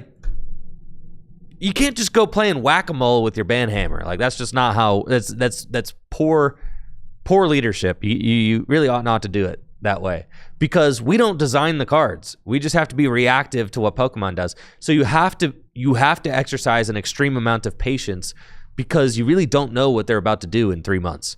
And they could do stuff that just makes you look stupid, right? So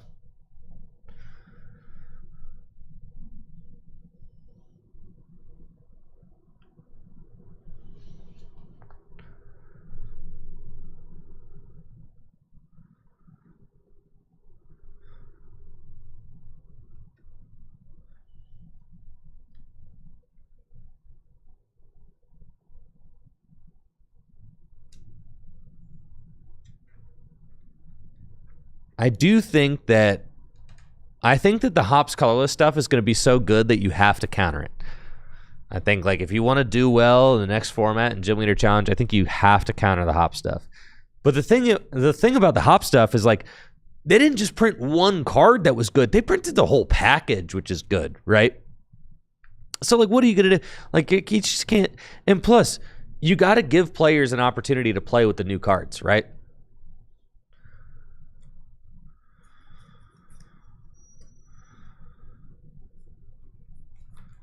Now, CMT in the Twitch chat says, didn't we ban Amazing Raikou because they kept printing unbalanced cards? No! Amazing Raikou was the unbalanced card. Look at a card like Joltik, not unbalanced. A card like Magneton, not unbalanced. Amazing Raikou was always going to end up getting banned. Always. Oh, same with Amazing Kyogre. If you look at Amazing Kyogre, what was the unbalanced card? Was it Amazing Kyogre or was it Melodic? Don't you remember how many people were saying like, oh no, don't ban Amazing Kyogre, just ban Melodic. No. Like now, Melodic exists peacefully in the format. It was clearly Amazing Kyogre, right? Amazing Kyogre was the problem. Same with Amazing Raikou. Amazing Raikou was always a card that was designed for Pokemon VMAX and is getting played in a non-rule box world, right? So like, it was always going to eventually, because like those amazing Pokemon are kind of like Prism Stars in a way. Like they're kind of like right on, like towing that line.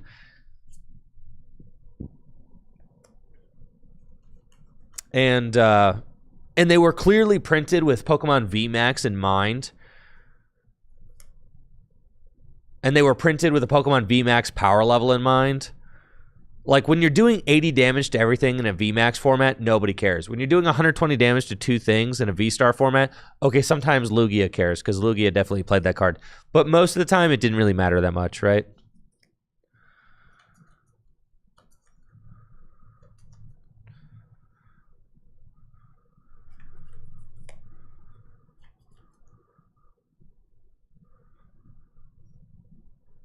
Chaos asks, thoughts on a choice-restricted format where you can't have certain composite cards in decks? Absolutely not.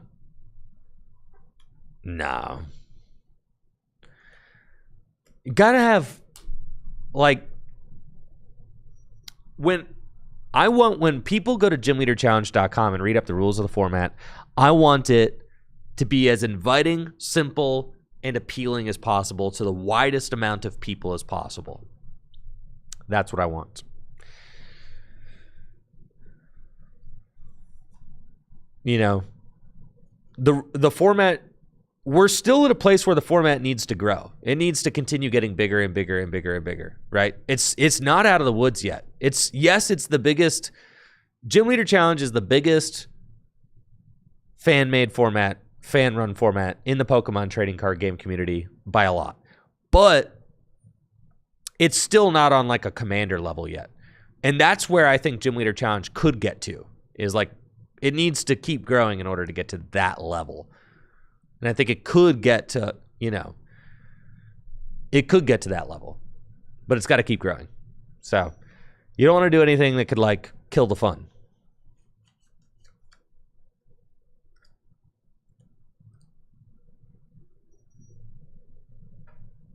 So, gotta let the players play.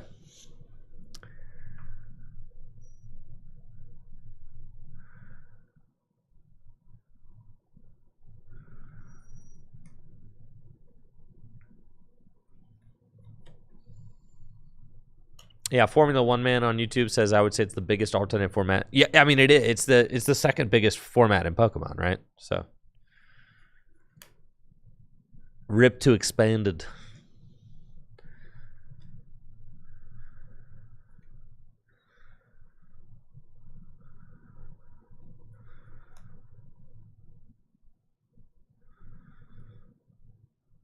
Crin says I pray Pokemon doesn't start printing cards for GLC like Wizards does with Commander. Yeah, it's fun having a fan run format. I mean, honestly, Commander's not even a fan run format anymore. Wizards owns and runs it. So Gym Leader Challenge is Gym Leader Challenge the last great fan run format?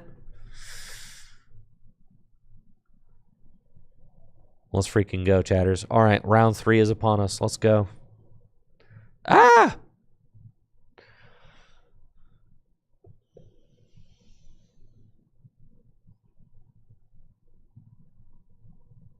Wahoo! We got JD versus Fran in the house. Let's go, baby. Let's go. Let's go.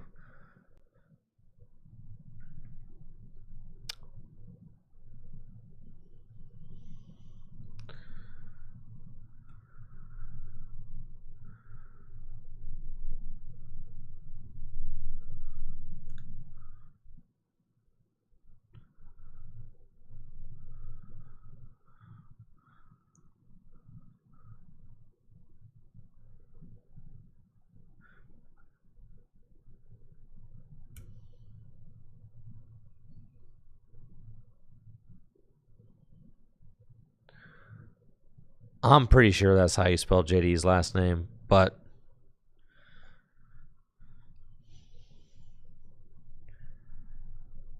yes, it is.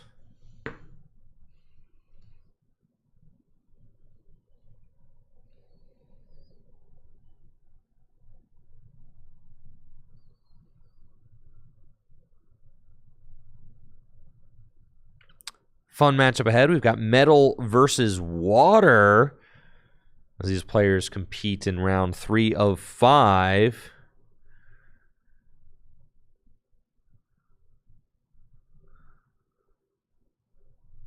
$19 players tonight.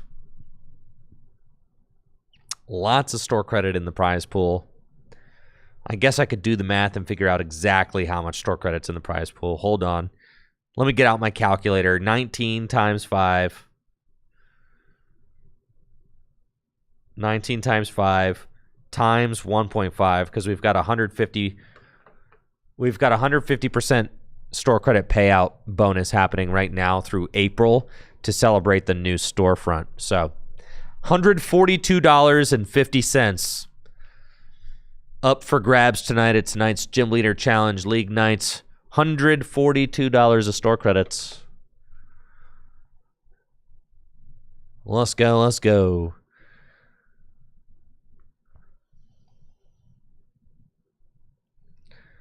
I don't think Pokemon will ever do a Gym Leader Challenge reprint set. And here's why. Because it won't sell. The amount of people who actually play this game competitively, and then let alone play, you know, Gym Leader Challenge, it's not a product that will like think about during the Pokemon craze when products are getting cleaned off of the shelves at Target and Walmart and all that. What's the last product left to be taken? It's the trainer toolkits, right? Those are like the last products to get bought. So, you know what I'm saying? Like they just won't sell. So they're never going to do it. It's not like Magic where the format's that big where it could like, you know, the format actually drives the sales. It's not there yet. But what Pokemon could do is they could throw us Gym Leader Challenge players some love in the promo prize packs, in the league prize packs. Imagine like hollow versions. Imagine. Are you imagining? Do you got your imagination goggles on, chatters? Do you have your imagination goggles on? Imagine holographic floatstone in the prize promo packs. Imagine. Are you imagining? I am.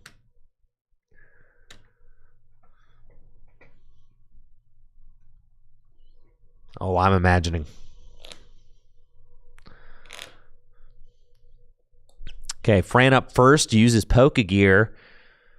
Has a solid hand, Ball Guy, and Duraludon in the active, but JD going second, gonna get the first supporter use for turn. Has Dive Ball. Articuno in the active spots. Articuno's got the Blizzard Veil ability, which makes it so that so long as it's in the active spot, the opponent can't use any supporters to target bench water Pokemon. But none of that matters because JD is going to use Switch Raft to switch the Alolan Vulpix into the active spots and then use its free Beacon attack, which allows JD to go search the deck for 2 Pokemon and put them into his hand. Going to choose Sobble and Octillery. Great choice, JD. Great choice. Let's see what Fran does to back this up. What do we got going on from Fran? Ball Guy in hand, nice. But there's also N. And Fran just going to get rid of those 2 Pokemon that JD searched out with an N. And actually, Duraludon does 30 damage for 1. So Fran could go find the Metal Energy and then take the knockout on Alolan Vulpix, because Alolan Vulpix is weak to metal since it's an ice Pokemon, right? Ice and Fairy, super weak to metal. So if Fran finds a Metal Energy off this N, that's going to be a huge knockout for Fran. Also taking out JD's consistency Pokemon.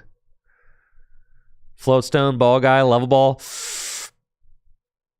Is there a Metal Energy?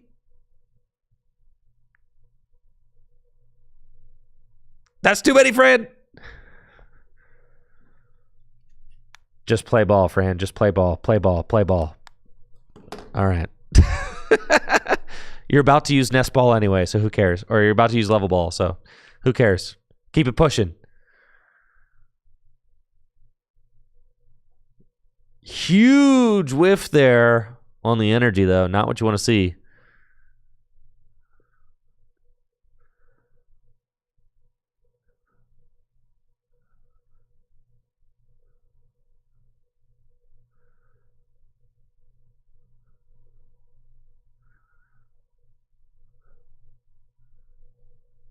Dude, Tropical Beach reprint.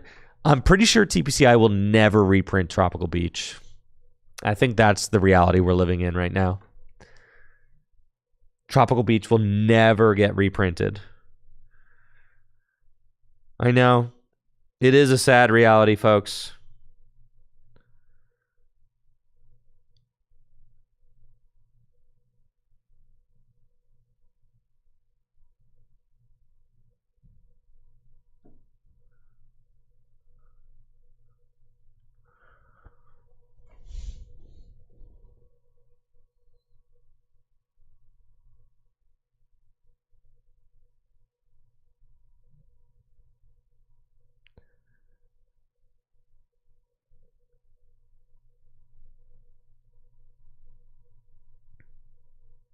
All right, Fran has got out Varoom and Zamazenta.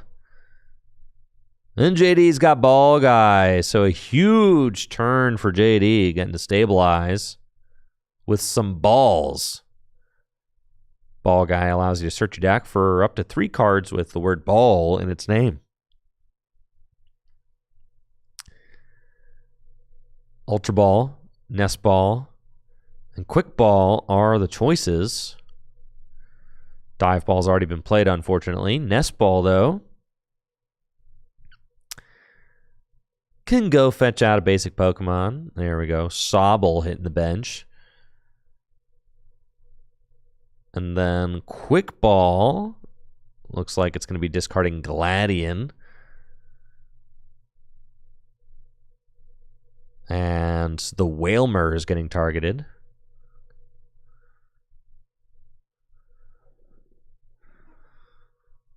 Yeah, still no energy on board. It has been dry out here.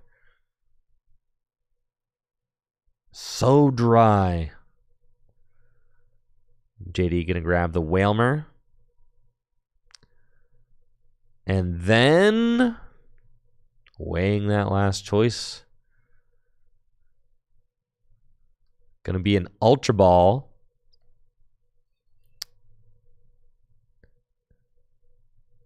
Probably for Octillery if it's in the deck. Yep, and here we go. Octillery ready to start drawing cards with that Abyssal Hand ability.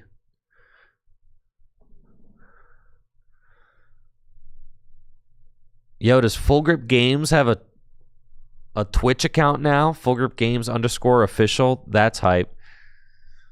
Wow, I can't believe that we've created the Full Grip Games official Twitch account so that employees can harass our locals through Twitch. That's fun.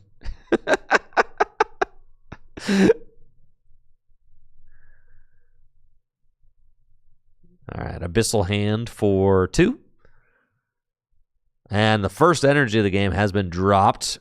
Parallel City. Looks like it might be getting played, and it does. And then JD going to go in with a Beacon, continuing to just build this board up. I believe that is a Snom and a Drizzile.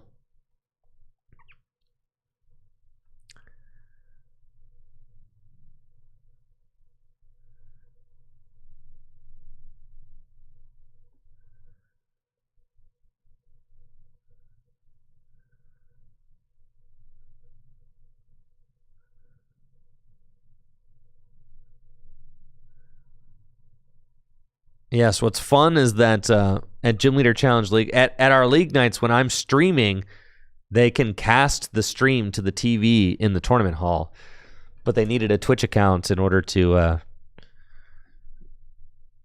do so, I guess. So they created the Full Grip Games official Twitch account.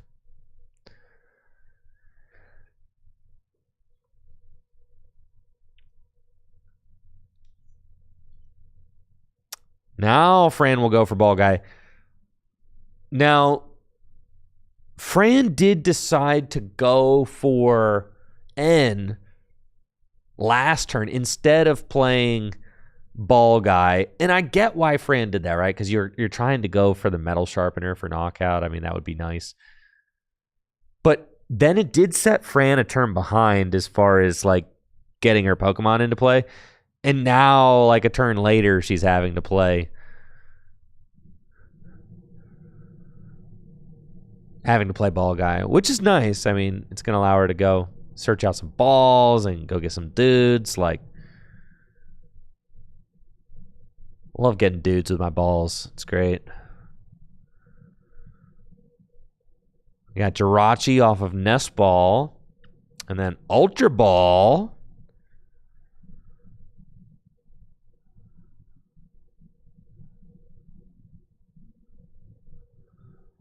But unfortunately, just not a lot of great draw cards in this hand right now. And by not a lot of great draw cards, I mean 0. There are 0 draw cards in this hand. So Ultra Ball will go get Revavroom, but there's no energy in the hand, so this Revavroom is not vrooming right now. It's just kind of stuck here, doing nothing.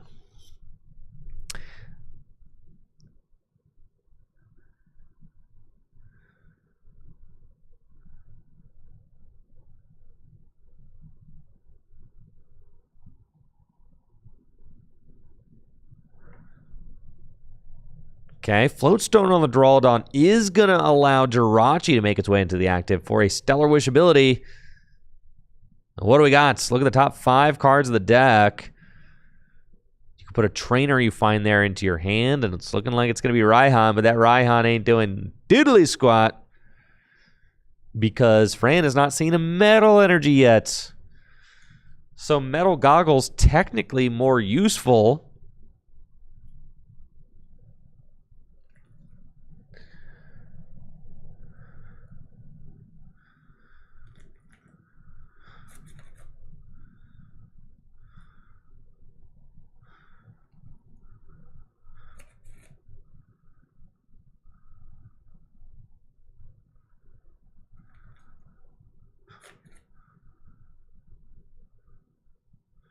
And that is the grab off Jirachi. So tough out here for Fran right now. She's going to be hoping for a better draw next turn. I do think that this Jirachi's probably not getting knocked out. I mean, and by probably, I mean it's absolutely not getting knocked out because JD is still building up his board, right? So there's not actually anything going on. Fran just has to pass. JD's deck is slow and steady. Now, if Fran were to take a knockout, then things might escalate because JD could then slap a reversal energy on the Wailord and special waves for a knockout. But since we're tied at 6-6 prizes, the reversal energy is not an option, and Snom's not even in play yet, so JD will not be able to evolve into Frostmoth to start accelerating energy into play. So with only one additional energy coming into play, JD's not going to be taking a knockout. So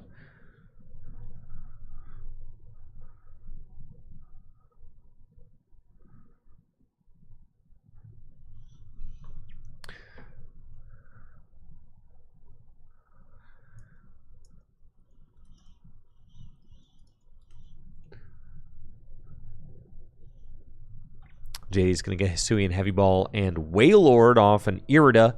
Irida grabbed via Drizzile, Shady Dealings. And then here's the Hisuian Heavy Ball. Who are we looking for? Satotl? The Satotler. Fished out of the prize cards. And then we'll see if JD's got a low enough hand size to be able to Abyssal Hand. Scoop up nets to make room for Snom. Love it. And then Abyssal Hand for 1. Capture energy. I mean, that's an energy drop, so doesn't feel bad. Getting that onto Satotl. And then Bacon. Bacon. There are no targets in there. Okay, there's a Basculin. And that's it. Question mark? Yep, just Basculin. That's it. Does Fran wake up? Jirachi needs to pull something nice here. Off that Stellar Wish. Come on. Oh, well, you know. Your Stellar Wish has been granted, Fran. Professor's Research off the top of the deck. But first, Evolution Incense. Gonna go search out that Archaludon, and then I'm sure this research will be able to draw her 7 nice cards. Now, you know what, chatters? Do you know what? You know what? You know what card would be terrible right now? Kofu. I said it. Kofu. You know what card's not terrible? Professor's Research. Why? Because Fran has a 1-card hand that's going to draw 7 fat cards right now. That's right. It's the kind of supporter that wins games. Research. Boom. 7 cards. Thank you, Random Effect, for that sub in the 21 months. Appreciate your Random Effect. Fran does finally find her first metal energy of the game. As well as a counter stadium to bump JD's Parallel City. Get that parallel out of there. We've got a Stellar Wish for 5. Mount Coronet not doing a lot, considering Fran has not seen hardly any metal energy so far.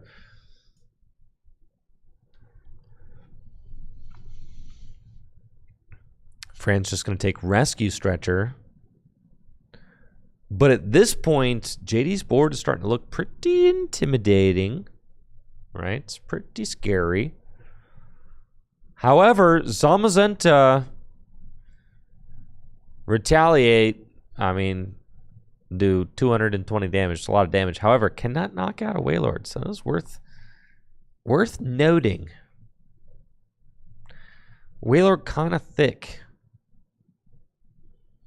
Gonna be tough to knock out.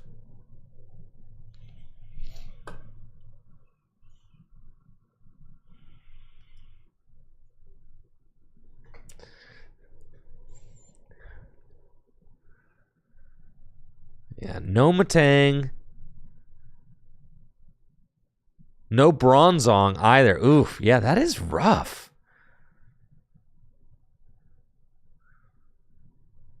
Rumbling Engine for 1? That can't be worth it, right? Because now you have no energy. There's a Saucer, I guess. Energy going on to the Iron Crown.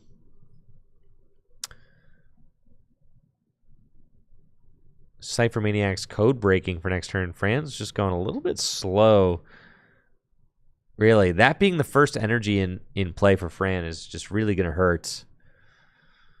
JD's got Frostmoth now and Intellion. Intellion can use that Shady Dealing's ability to go search out 2 trainer cards from the deck. Bucket. Bucket's a good one. Floater's a good one. The Iron Crown has an attack where if your opponent has like 3 or more bench Pokemon, it does 120 damage or something like that.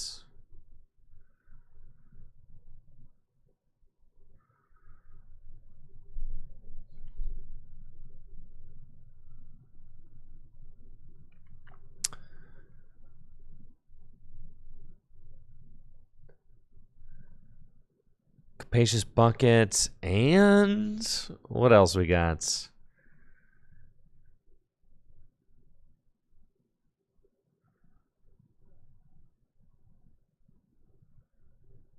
And Guzma, and Versus Seeker, Floatstone.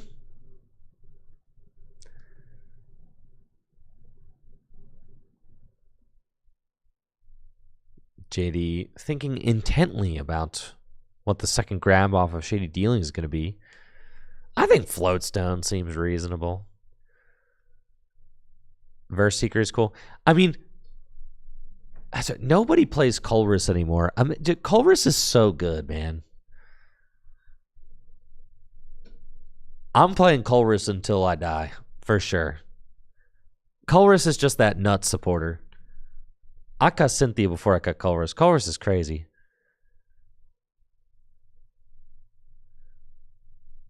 You just shuffle draw like 9 cards. Kyurem? No Dragon decks are playing Kyurem. First of all, you got to play against a Dragon deck. Second of all, they got to be playing Kyurem. No way.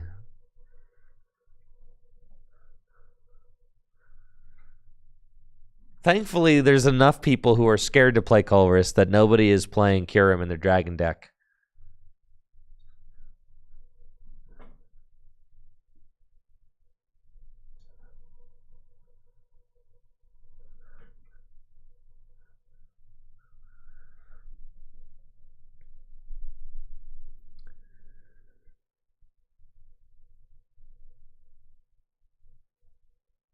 But if you're playing Colress and Water, just play Manaphy. If you're worried about Kyurem, just play Manaphy.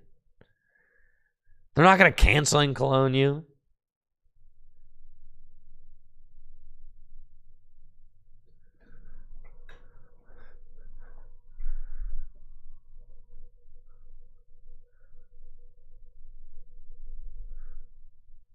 I see Crane on YouTube says Colress is bad in Water because of Octillery. It's hard to get back below 5. But what? So, like, if you Colress for 10, then you don't need to get back below 5 because you have a hand of 10. You could play, Marnie or Iono to, like, cycle the hand back down, right? Marnie or Iono.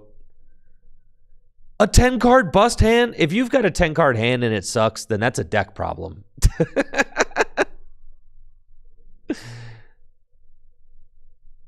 Yeah. There's no way you get a 10-card hand in water and it's all bad. No shot.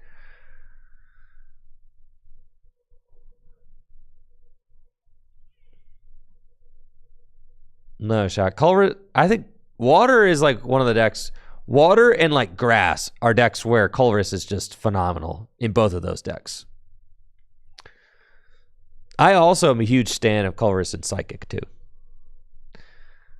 Colress is just one of those cards where it's like, if you got all your basics set up, but you like if you got all your basics out, but like you just want to continue setting up, or you want to go get that like checkmate play established or whatever, Shuffle Draw 10 is just crazy. Even anywhere over Shuffle Draw 8, like Shuffle Draw 8 plus is just so nuts.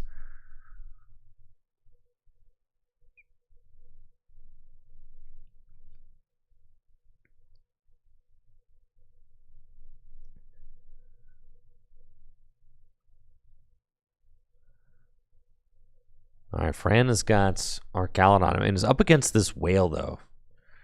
I'm concerned for Fran. I'm afraid.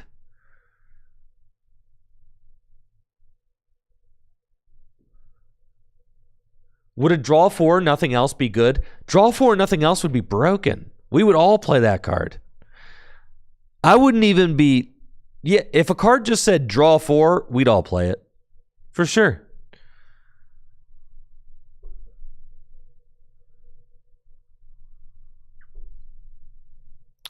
What's crazy is that... the difference between draw 4 and draw 3 is nuts. It's like the difference between Shuffle Draw 4 and Shuffle Draw 5, or the difference between Shuffle Draw 5 and Shuffle Draw 6. And if you think about the orders, think about the order of magnitude between Shuffle Draw 5 and Shuffle Draw 6. Think about the order of magnitude between Draw 3 and Draw 4. And then think about the difference between Shuffle Draw 6 and Shuffle Draw 10, folks. Shuffle Draw 10.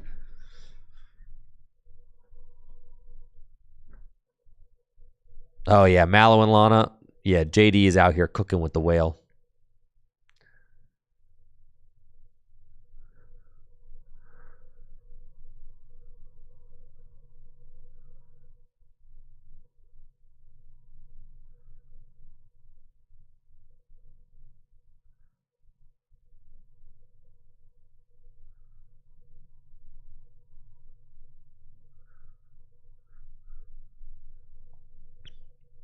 Oh, if you're talking about standard Matty 5, the thing is that this is Gym Leader Challenge. So, like, it's different. It's different talking about standard and Gym Leader Challenge. Because standard, you can play up to 4 of a card. So, yeah, some decks would play just a straight draw 4 card in standard, for sure. Like, some decks played Colress's Experiment just to draw cards, right? And that's probably your closest point of comparison. Look 5, take 3. But in Gym Leader Challenge, you can only play 1 of each card. So, like, having a draw 4, a lot of people would just play that. Though I would still argue, all right, if a straight draw 4 existed in Gym Leader Challenge, I'm still playing Cynthia and Caitlin over that draw 4 card in almost everything. Because I think the value of Cynthia and Caitlin is so much higher than that 4th card. Like, Cynthia and Caitlin is just better than draw 4. Because being able to recur a supporter from the discard pile is nuts. Like, in addition to getting draw, like the utility of that is crazy.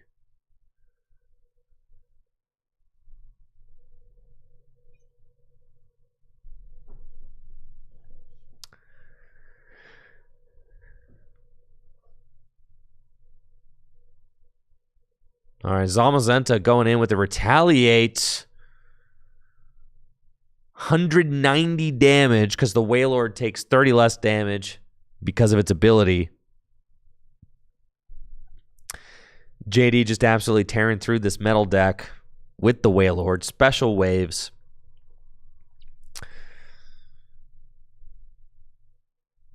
Doing a massive amount of damage.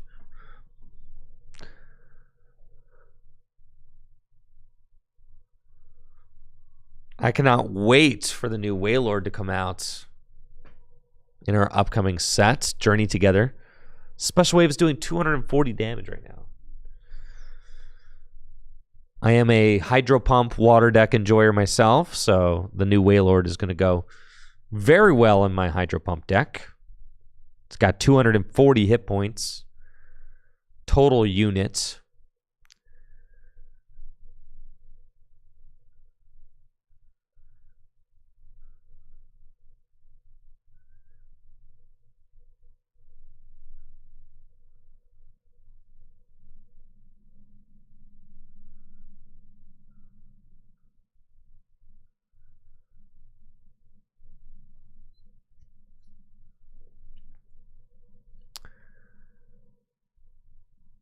Rumbling Engine. Fran's going to fill her hand to 6. We've got Bronzong, which can juice energy into play. It looks like the Wailord may finally go down, but there's a Titan on the bench now. Stexon asking in the Twitch chat, what are people's opinions on using Lily? God, if you could play supporter turn 1 going first, then I would be open to Lily, but having that boost to fill your hand to 8 effect only work if you're going second. Well, that's unfortunate. You know what else is unfortunate? Fran having to go for the boss stall play here. Bossing up to Titan. And then may just have to pass and hope that JD does not have an answer.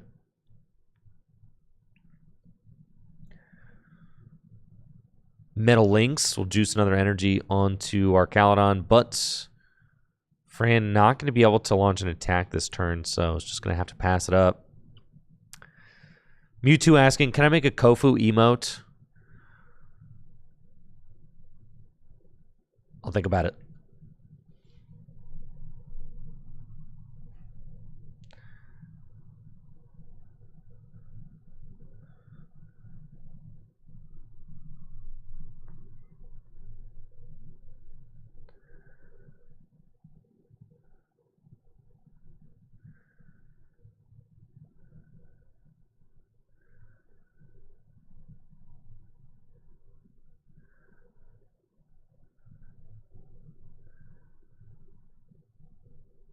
Brooklyn Hill. Does JD have a switch out, though, is the question.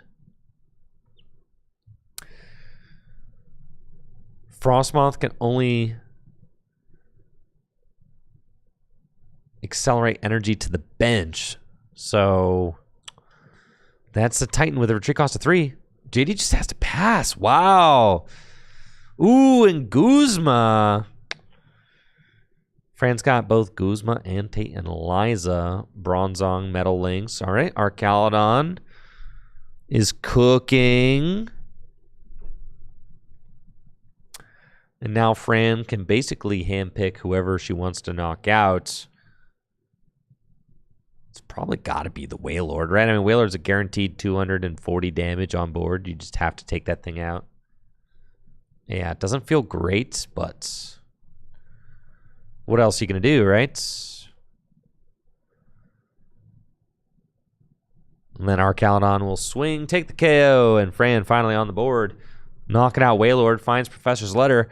Boy, that would have been useful earlier in the game.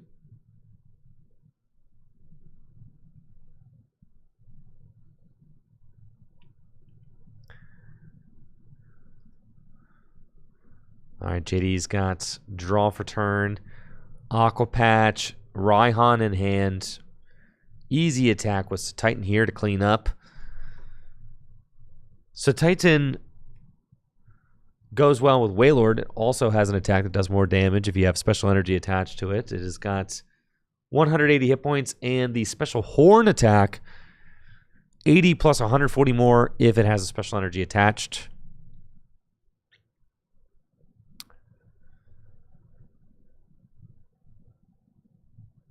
JD's going to bench the whale again, and then it's got Raihan. Can get another basic energy out of the discard pile, attach it to Whalmer. Is there a float stone in the deck? No. But JD could just retreat the Intellion, which is fine, right?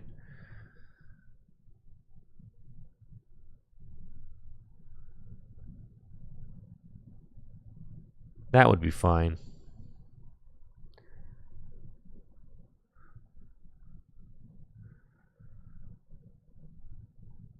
Rigid Band on the Titan feels good. Give that dude an effective 210 hit points, why don't you? Make it especially tough to knock out.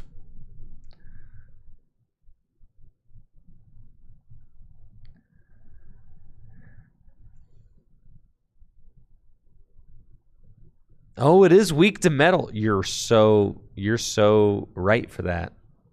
So maybe the Rigid Band does not matter. Would have been better off anywhere else. Special Horn, 220 damage for the knockout. JD going to just 2 prizes remaining. Can Fran respond? Here comes Bronzong. Kabalion. If there was ever a time for Kabalion, it is now. Kabalion's got an attack. And really, Fran's just got the guaranteed attack. She's got Tate and Liza in hand. So, Metal Links. 2 Kabalion. Professor's Letter can go search 2 Metal Energy out of the deck. And then 1 can get attached to Kabalion. And Revavroom can use the other one to Rumbling Engine. Tate and Liza can switch the Kabalion into the active spot. And Revenge Blast does 30 damage plus 30 more damage for each prize card the opponent has taken. So that's 150 damage times 2, 300, minus 30, 270. That's a KO because of weakness. So we got Tate and Liza. Good play, Fran. Let's go. Kabalion in the active spots. We're going to put the Frying Pan onto the Kabalion. Relevant. Hello, because now it survives an Aqua Bullet. And are we Vrooming? No Vroom. No Revavroom. Weakness. That thing is dead.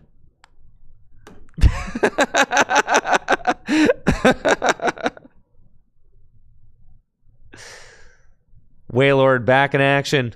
Pod Helmet. Recycle Energy. Nessa. Oh, JD's cooking. Satotl, Satitan. 2 Water Energy back to hand.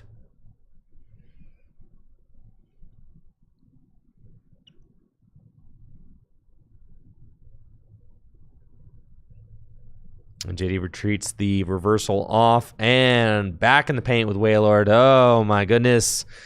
Special waves. Fran put up a good fight here at the end, but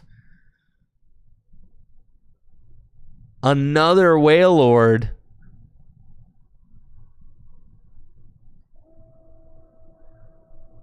Ugh, just like that. Disgusting. And with that, Fran concedes. JD moving on to 3-0 here at the Full Grip Games Gym Leader Challenge League Nights. Let's go. JD fans rise up. Fran with an underwhelming draw. Unfortunately, just a slow start from the middle deck. Really had a tough time finding those energy in order to get up and moving. JD getting that special Whales Titan deck up and rolling perfectly and cruised on over to victory. 3-0 with special Whales. Let's see what else we got going on in the house. Yes, we've got Jack and Craig or Chris and John. All right, we watched a little bit of Chris. We haven't seen any of Craig yet. What's Craig working on? A dark deck. Jack's colorless deck. Jack only has 2 prizes left. Craig looks like he has more than that. Maybe 4. But Craig's got damage spread on board, and he's playing his spicy dark spread deck. All right, chatters. I leave you here. I'm going to the bathroom. I'll let you watch as I'm gone. I'll be right back, okay? Don't go anywhere unless you go to fullgripgames.com, because fullgripgames.com is the best place to buy Pokemon trading card game singles and accessories and sealed product and all that. Fullgripgames.com directly supports the content that I create here on Tricky Jim. And, of course, dragonshield.com. Best place to buy sleeves. If you're looking for some sleeves for your Pokemon decks, go to dragonshield.com. I'll be right back.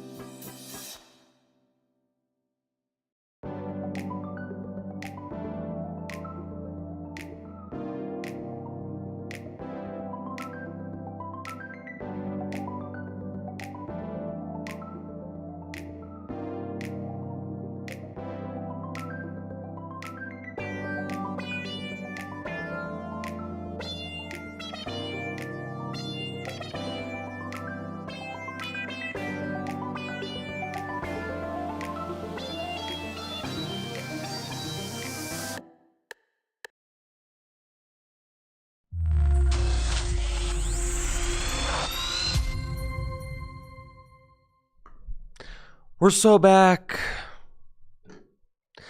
We are so back. All right. Let's see how it's going as we prepare for our 4th of 5 rounds here at the Full Grip Games Gym Leader Challenge League Nights. Looks like round number 3 is wrapping up. We've got John and Chris still at it. How close is this game? This game seems kind of close. That is 1-1. Holy smokes, we've got ourselves a nail biter. 1-1. Oh my God. Oh my Lord. Huh. Okay, retreats. Dragon's Horde. And that is time. So it looks like Chris is turn 1. The Garchomp cannot attack because it's got a counter energy on it, and it is a tie ball game. So, did Craig win? Did Craig win while I was in the bathroom? Craig freaking win that?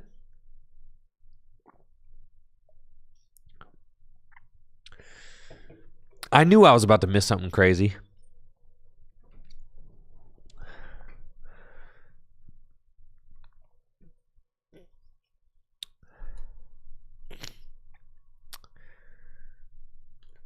But John's got the Seismitoad. I mean, I think John's just got this game locked up. With the Toad there, you know, if Chris doesn't do anything to address the Toad, that echoed voice coming in for 220 damage.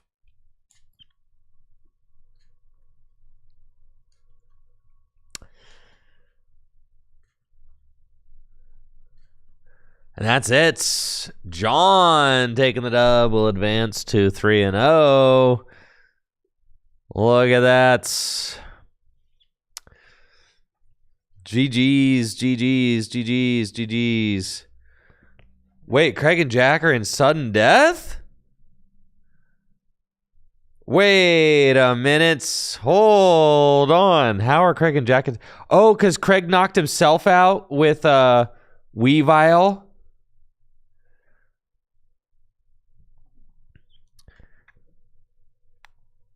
All right, we're going to watch the sudden death game.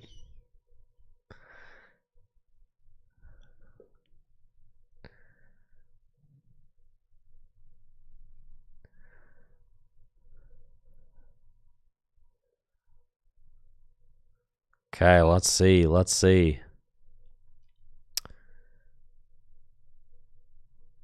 Sableye start versus Doduo. Craig's up first. Energy to Sableye. Luxurious cape to Sableye. Okay.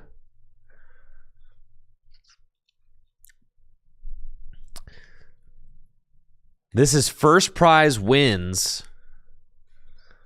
Instant field blower from Jack. Jack's got U-turn board, Iono. This is golden prize here. Trainer's mail. We got Hex, Rope, Squovitz, and an energy. So just take the Hex, Iono it to the bottom of the deck.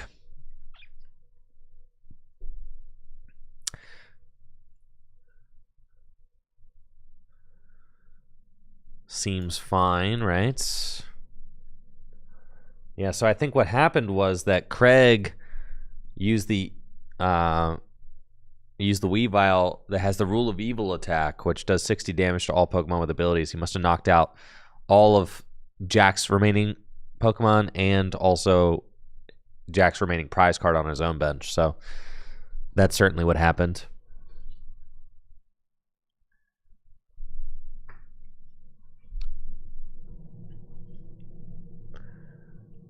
All right, and with that, we're going to let this Iono rip. Capture energy is like kind of the slow way to go. So Jack's kind of weighing like, all right, am I going to capture and go get a better Pokemon, or am I going to just let this Iono rip, right? There is a Dodrio in hand for next turn.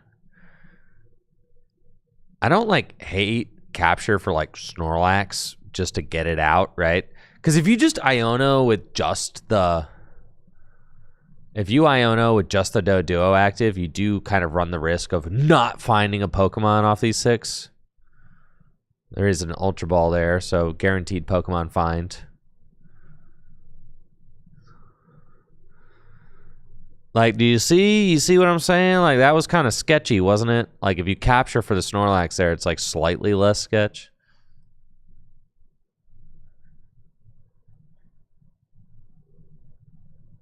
Fan Rotom, though, that's big. You could have captured for Fan Rotom.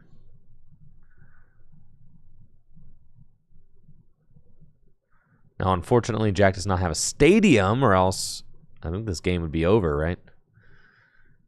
Fan Rotom, and then Fan Rotom's going to use Fan Call. It's totally broken. Can go get 3 colorless Pokemon with 100 hit points or less. Squovit, Dodrio, and Bidooski going to be the choices.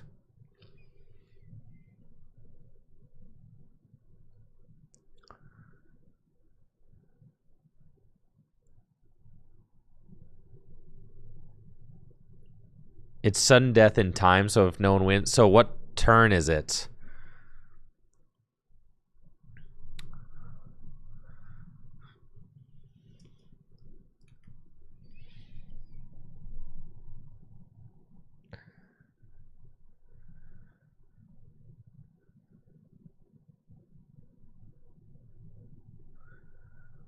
And Jack debating where to put this Fairy Energy. Going to go Fairy Energy to...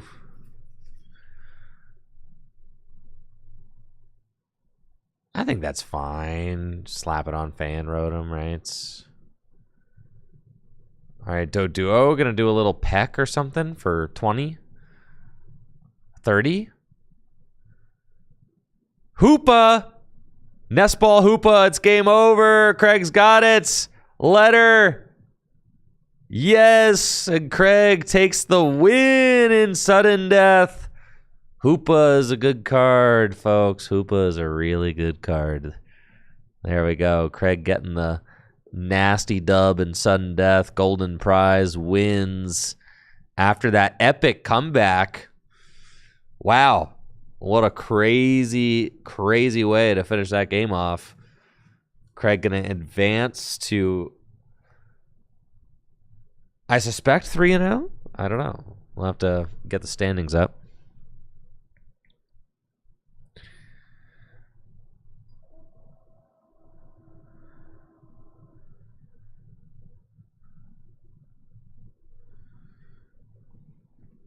GG's to Craig and Jack, though. Well played, well played. Round number 4, getting ready to get posted here soon. I had Alex ask me if I had a second mic up here. Apparently he's 1 and 2. I don't have another mic set up right now, but be fun to be able to get get some league goers up here and cast when they're dropping. You know, that'd be a lot of fun. Would love to have a guest up here in the studio. That would be loads of fun. So I'll have to figure that out, because right now I just have this mic up here. I do have the headsets, I guess. You know, usually only use those for playing, but I could always loan out a headset. Round number 4, getting started with the Full Grip Games Gym Leader Challenge League Nights. 19 players in the house, $140 store credits on the line for our top finishers this evening. We see JD making his way to the stream table. Who do we got?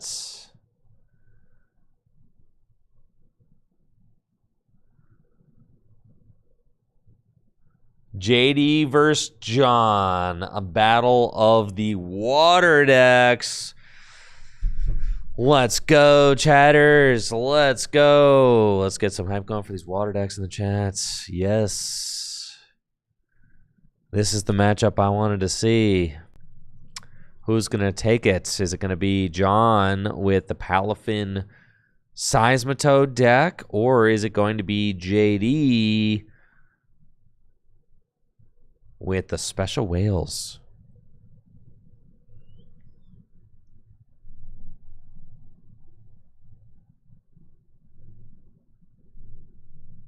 A battle of the mustache. So true.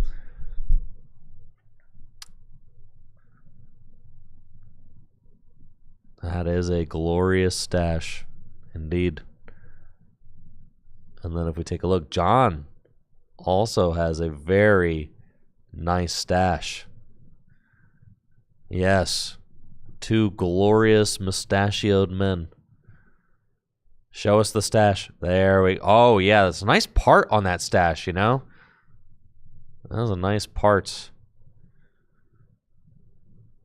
Two beautiful stashes at work tonight. You guys want a Gamba? All right, here we go. I got you.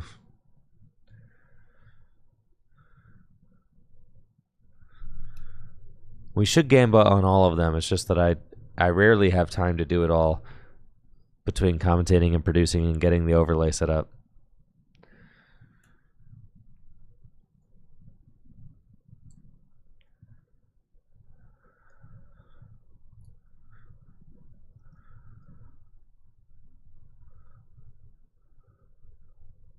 There we go.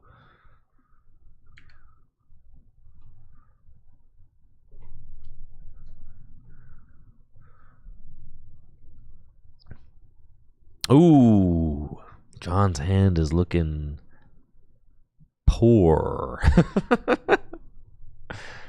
Not good. This is not the strongest looking hand I've ever seen. I've seen better.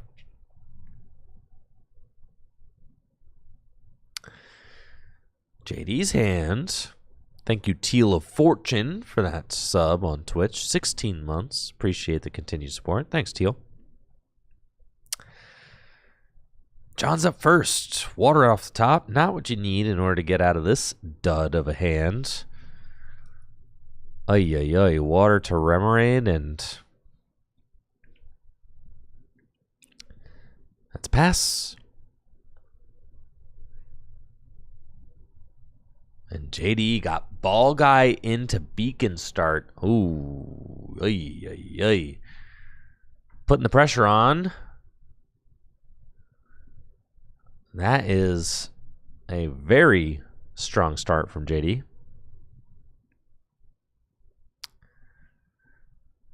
Ball Guy can go get all the basic Pokemon JD needs out of the deck, and then Beacon can just go get the evolution so that JD's ready to evolve up on the second turn of the game. I mean, this is about as good as it gets. Ball Guy can go get, looks like maybe Quick Ball, Level Ball, Nest Ball. Yep, those are the three that I would like. We'll see who Nest Ball goes for.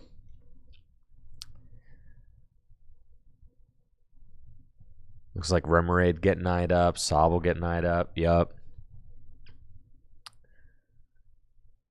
Snom already in hand, Satitan and Wailord all in hand. Oh my goodness. Nest Ball for Satotl. His hand is kind of loaded. Level Ball for Sobble. And then Quick Ball. I mean, at this point, you probably just get rid of the town map. Like, you don't even really care. Your hand is so juiced. Like, what do you care? Yeah. Go get Remoraid. Snom down too. Goodness gracious. Wash Energy. And Beacon. Yikes. John's going to need a miracle to stay in this game. Got Drizzile and Octillery off of the Beacon. And what's it going to be? Ooh, no, John. No, John. No. Not like this.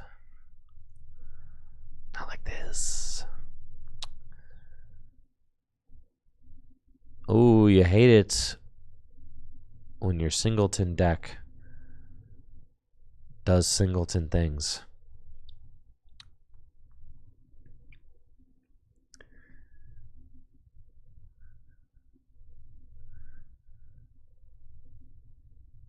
Oh, is that gentle? What is it? What is that? What's the name of that attack on the mermaid? Must be like a splish splash or something. Something. Sprinkle water. So John, I like that John emoted on that and gave us a little sprinkle water. I suspect that Drizzile should be able to just finish this game. It's close. Not quite, though, because you Drizzile for Irida. Irida can get, like, Frostmoth Bucket. Right? Bucket can get 2 energy, and then you need to find 1 more energy. So you're not quite there.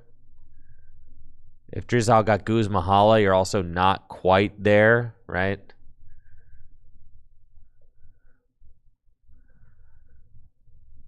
So I think JD is just like 1 piece short, but could draw into the energy or to the piece with Abyssal Hand, right?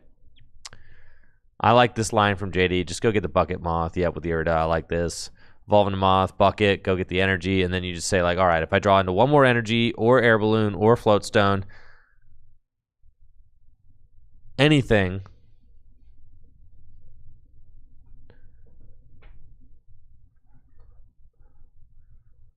and then JD wins the game with a special horn.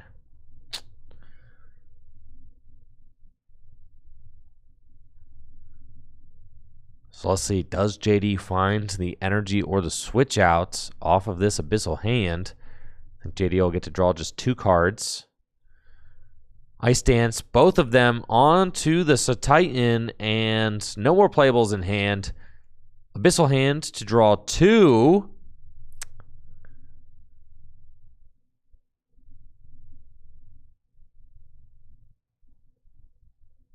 Does JD find win? No! John lives to die another turn. Parallel City comes down. Buddy Buddy Poffin. I mean, yeah, John survives a turn, but only gets 1 card off the top of the deck. And JD almost assuredly will have lethal next turn. Yes, especially with the Intellion grab off of Beacon. It's going to be Whalmer and Intellion. Does John top deck? Not the runt, bro. Do you retreat into the runt and collect? I think you almost just do, right? Because collect draws a card. I mean, you're drawing pretty bad, so.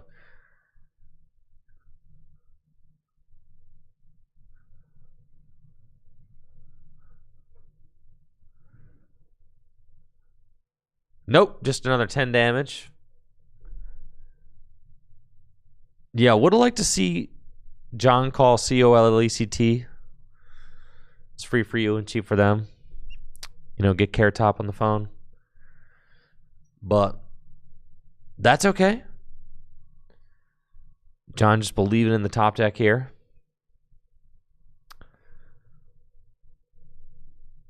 Let's see where that gets him. JD going to use Shady Dealings with Intellion. Get 2 trainers out of the deck. Put them into his hand. It looks like he's got Rigid Band. He's eyeing up on the top of the deck. And it's at this point, it's like JD's got the whole deck available to him. I mean, anything he wants, right? Just 2 tools, fine. Air Balloon, Rigid Band. Kind of, it's almost like you don't really have to play that Shady Dealings Intellion. Kind of just hold that, right? Because I don't think there's any way. Well, okay. No, yeah, I don't think there's any way that John can actually take 180 hit point knockout next turn. So almost prefer to just save the Intellion in the deck because, you know, Shady Dealings would be good if you actually needed it to, like, bail you out of a position. But using it preemptively to get 2 tools, I mean, it's fine, right? Thins the deck a little bit before Cynthia, but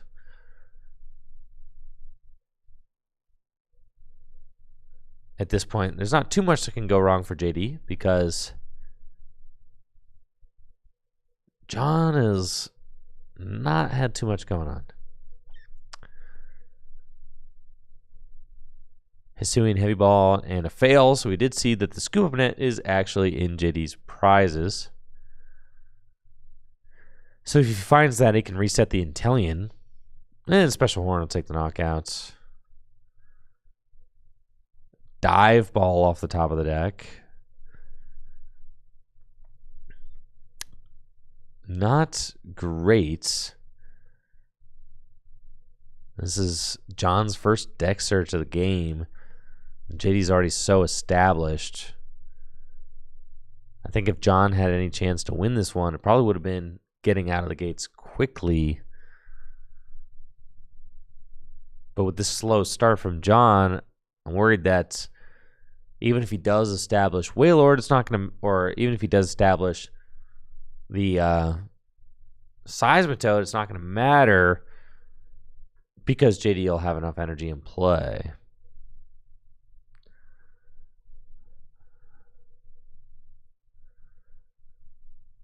All right, so John gonna Dive Ball, go get the Sobble out of the deck.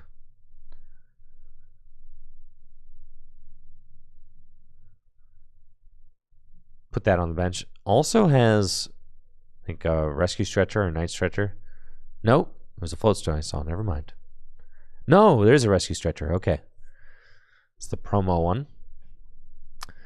So Rescue Stretcher could pull back Remoraid. And then here's Frostlass. Are we going to swing or are we going to collect? Collect! C-O-L-L-E-C-T. That's a level ball off the top. Broken draw. All right. Collect, putting in the work.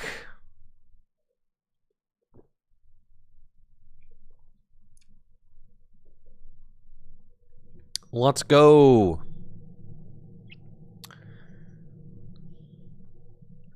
JD's got Wailord in play now. Amazing hand. Guzmahala. Really nice card to play, especially with Octillery set up, because you can use Guzma and Hala to thin your hand down, grab 3 cards out of your deck, and then use Abyssal Hand to fill your hand back up. So nice synergy there. Guzmahala just getting recycle energy, though. See, because you already got those tools out of your deck with the Intellion. So, low value off of the Guzma and Hala, but it doesn't really matter. I mean, JD's got pretty much everything he needs set up right now.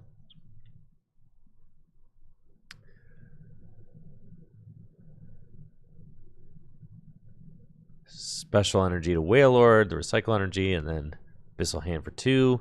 Ice Dance the water to Wailord. And Special Horn for the knockout. JD marching on. Splash Energy brings the Snow Romp back to John's hand, and Sobble gets the promote. Did John draw a card for turn? I don't think he drew that card for turn, so go ahead and do that.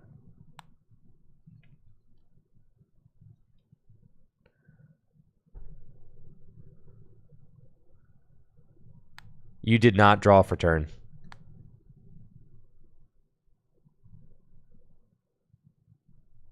Okay, excellent. Play ball.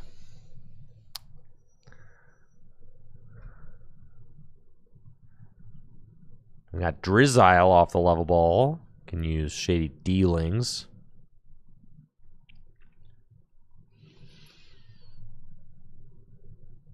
But John is up against a very intimidating board right now.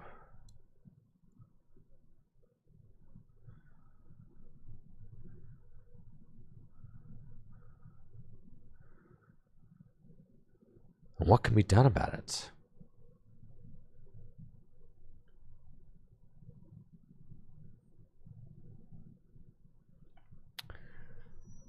Drizzle for Irida never feels bad. You can go get a water Pokemon and an item card. Yo, thanks, Constantinos. I saw that sub earlier as well. 2 hours ago. Sorry if I missed you. Appreciate the sub, Constantinos.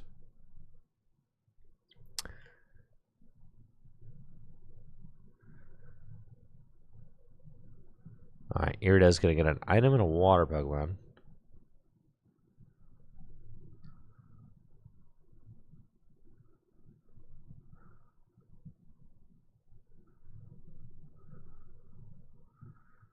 Gonna go get Octillery and Buddy Buddy Poffin.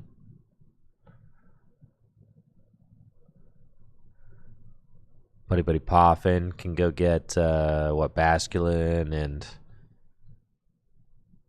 Timpole. Sure.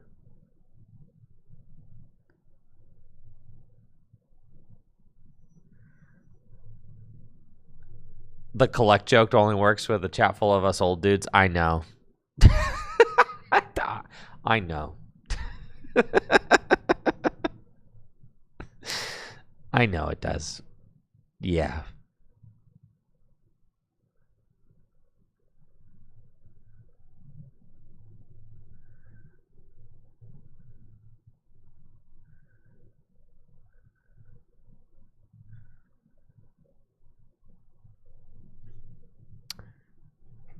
Like I said, Tricky Jim Twitch chat, it's a millennial safe space, okay? We're free to be our cringe millennial selves here, okay? Free of judgment.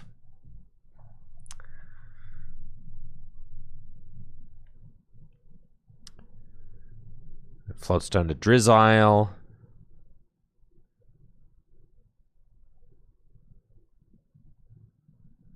Got the Chaotic Swell and Field Blower. Abyssal Hand to fill the hand to 5. Jester wants to know, what are all the non-supporter ways to recover supporters in GLC versus Seeker and Palpad? Yeah, that sounds like it.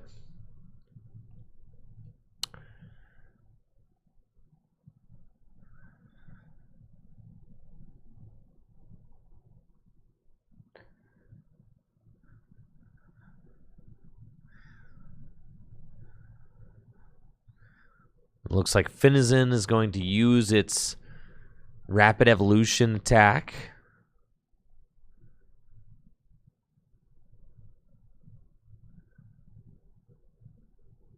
To go search out Palafin. And then it bounces back to the bench. Okay, so John going to be suffering a 3-prize deficit. But finally starts to get some things going.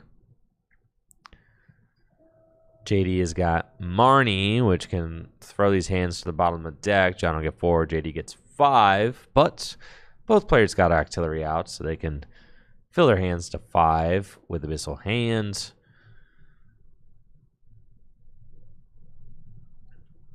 Justice Kick is going to be able to do 210 damage, which will take out the Titan. But I'm worried that John's deck doesn't actually have a way to deal with the Wailord. I mean, that's like the big concern here, is that Wailord is just a menace. I mean, that thing is a menace.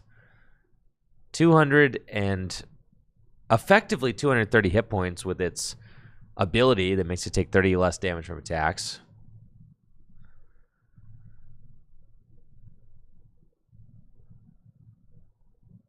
Just an absolute unit.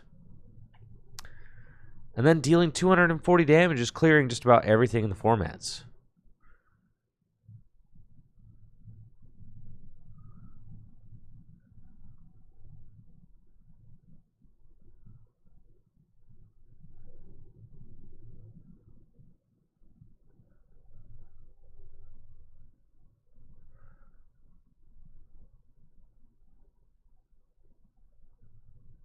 And Special Horn. Gonna light out that little guy. JD goes to 3 prizes remaining. Finds the scoop up net off the prizes. And Justice Kick should be able to net John the first prize of the game. John's got Raihan and Boss. Kind of a weird hand because you don't want to Raihan to any of these guys. You don't want to boss around the Satitan. You just want to knock out the Satitan, right? So, a little funky. You could do this play where you put down literally anyone else, or you Raihan to like the Drizzile, saying like maybe I'll attack with Aqua Bullet later. You could Raihan to the Basculin. Right, it's not great, but you can kind of just do that. And then I think that, I mean, if you go Bascu Legion, the Bascu Legion does a revenge attack that does like 120 plus confusion, right? So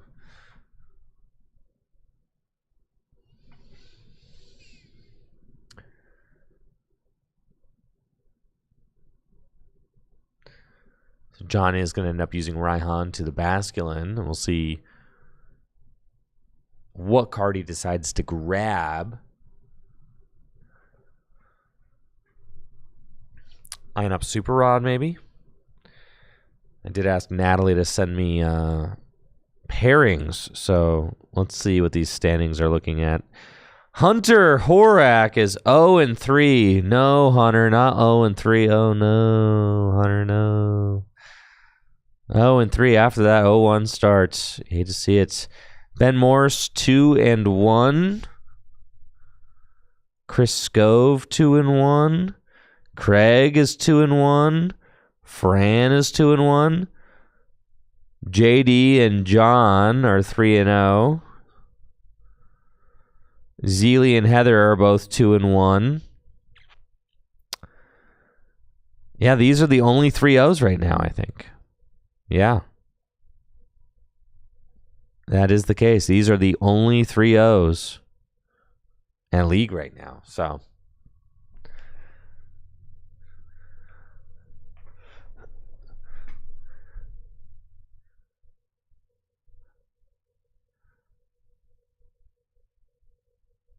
JD going to put down Lake Acuity.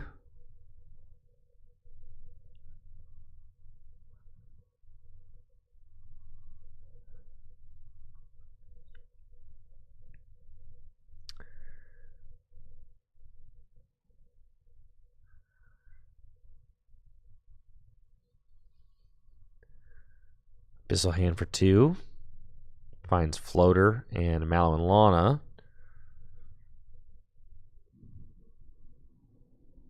Little Floater to the Octillery. Nice place to have it. I like Scoop Up Net on the Intellion.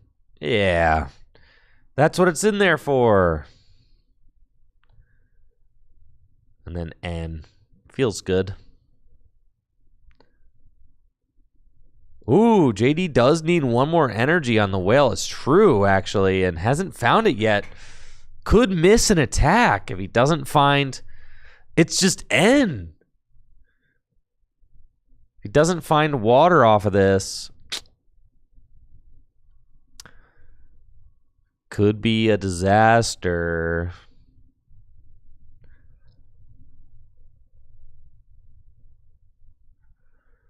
Does JD find water off of 3? No! Wow, okay. Missed attack with the whale. Does this crack open the door enough for John to start mounting a comeback? Does find Switch Raft, so the whale can at least flee to safety. I'm sure John does not mind that whiff. There's only 2 water energy in the deck, but pretty thin deck at this point. Drizzile and Intelliana, the grabs off of Beacon, and John's back on the ball. All right. Still the question persists, how can this Wailord get dealt with? A massive 200 hit points. Was it jumbo-sized ability? What's its ability that makes it so it takes 30 less damage? It is literally jumbo-sized. Dang, I'm nuts. Switch Raft, good card. Switch John's Palafin to the bench. And he'll promote the Drizzle with the floater. I'm pretty sure Lake Acuity makes it so that Pokemon with water energy attach takes 30 less damage from attacks also. That's obviously going to play better to JD's advantage than it is to John's, because JD's swinging for 240 damage, so if he does 210 damage, it doesn't really matter. He's still taking a knockout on whatever he wants. I like pushing the Fion here. You don't really care to knock out that Vulpix. So yeah, just push up anything else. JD going to send the Moth. Nest Ball, and John's just going to fail it to be able to draw more cards. Is he going to fail it, though? The Pump Fake.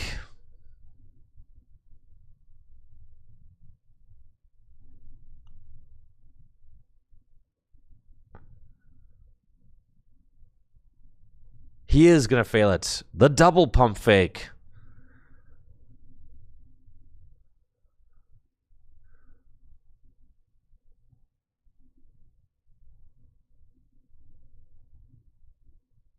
And then where do we go from here? I'm pretty sure I saw Marnie in John's hand. Don't know if he's going to play it.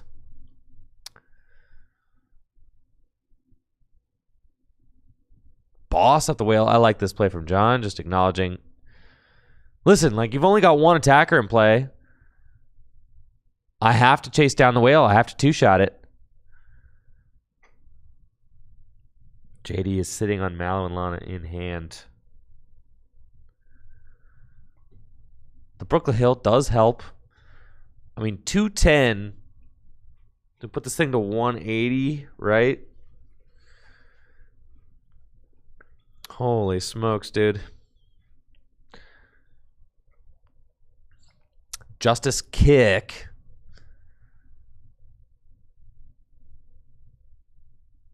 Oh, and the pot helmet, only 150. Oh, this Mallow and Lana is about to be so brutal. Drizzile, you just want to go get the Rod. Chuck some water energies back into that deck. So that then you can Mallow and Lana.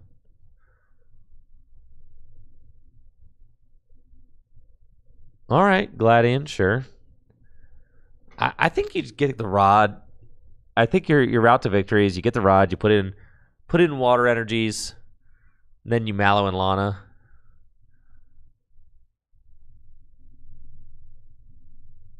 Right? Because, like, here, you technically can still whiff here.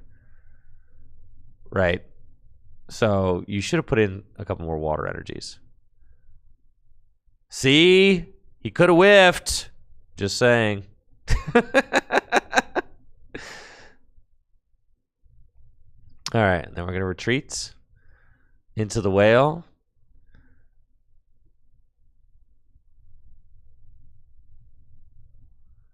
Play Super Rod, finally. Chuck some resources back into the deck. This is a Titan in the water energy. Brooklyn Hill, go get this Toddle. See, I don't even know that JD actually has enough energy to, like, really do too much. I mean, JD's running very low on resources, but still has the Verse Seeker in hand, so could get a card like Nessa back or whatever he needs to. I mean, that's such a crazy heel turn from the Wailord. I mean, it's just absolutely soul-crushing for John, as John started to kind of climb his way back into this game, and now just having to deal with the fresh whale after chasing it down with Buster's Orders feels really bad. That is a problem with the Seismitoad water deck, though. It's more of like a mid-range power level deck. It doesn't have that top-end one-hit KO potential to take out something like a Wailord with the jumbo-sized ability and the pot helmet.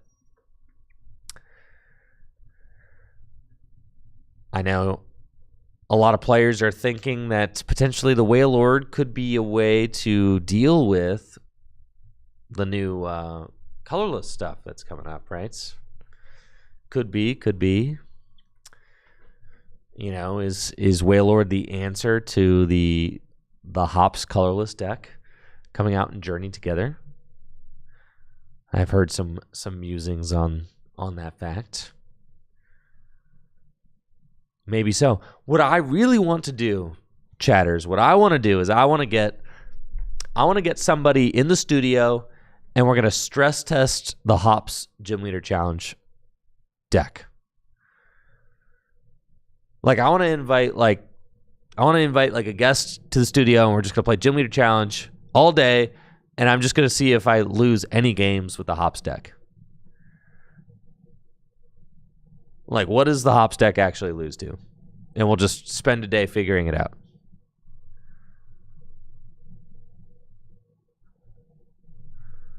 Yo, thanks, Dom. Appreciate it. Glad you like the stream. Thanks. Hey, glad you like the table too. Thanks. The tables are just workbenches from Uline. And I put a decal on it.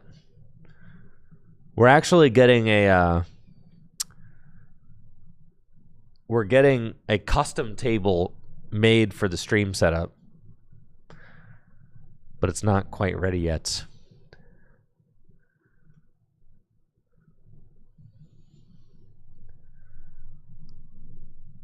We got Basculegion there on the bench, and here comes Intellion. Shitty Dealings ability allows John to go search his deck for 2 trainer cards.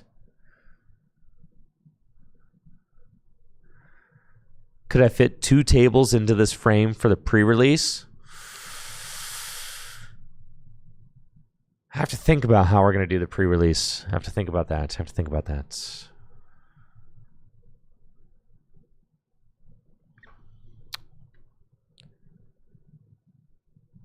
I could possibly have 4 people sit at this table and open cards. Like for the pre-release, I could have 4 people sit at this table for sure. And then just have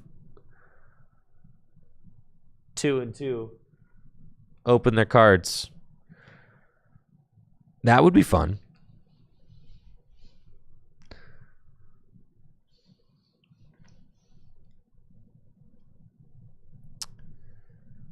So that way we can get 4 people opening, 4 people journeying together. So true.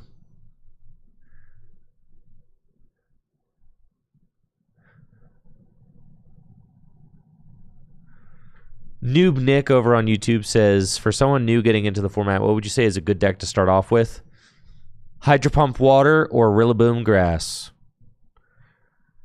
Those are always the decks that I suggest to get started with. Rillaboom Grass is a great deck to get started with. So is Hydro Pump Water. Both great choices.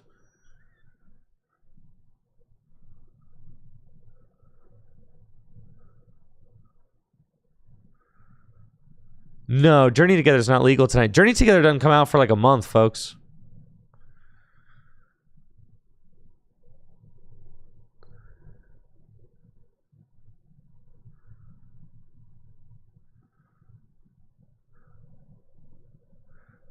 It's true. Starting with your favorite deck's also fun. It's true. It's true.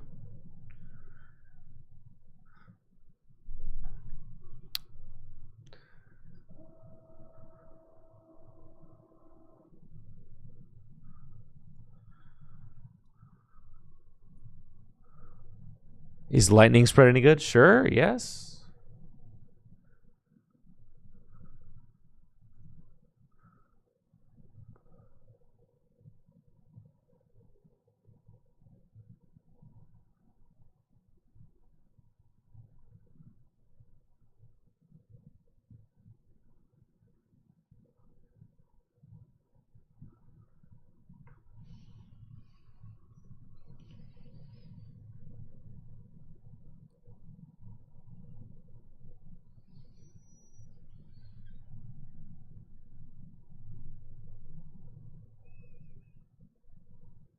There we go. JD's got Titan as a backup now.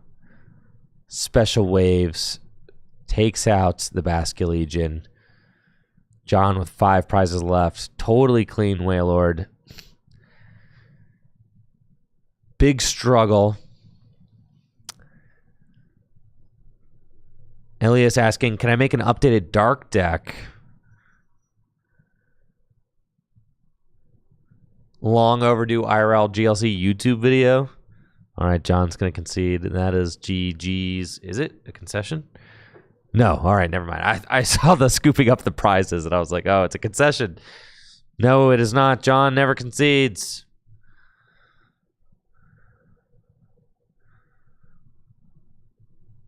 Well, here's the thing, Elias, is that I think that my dark GLC deck, I am so confident in that list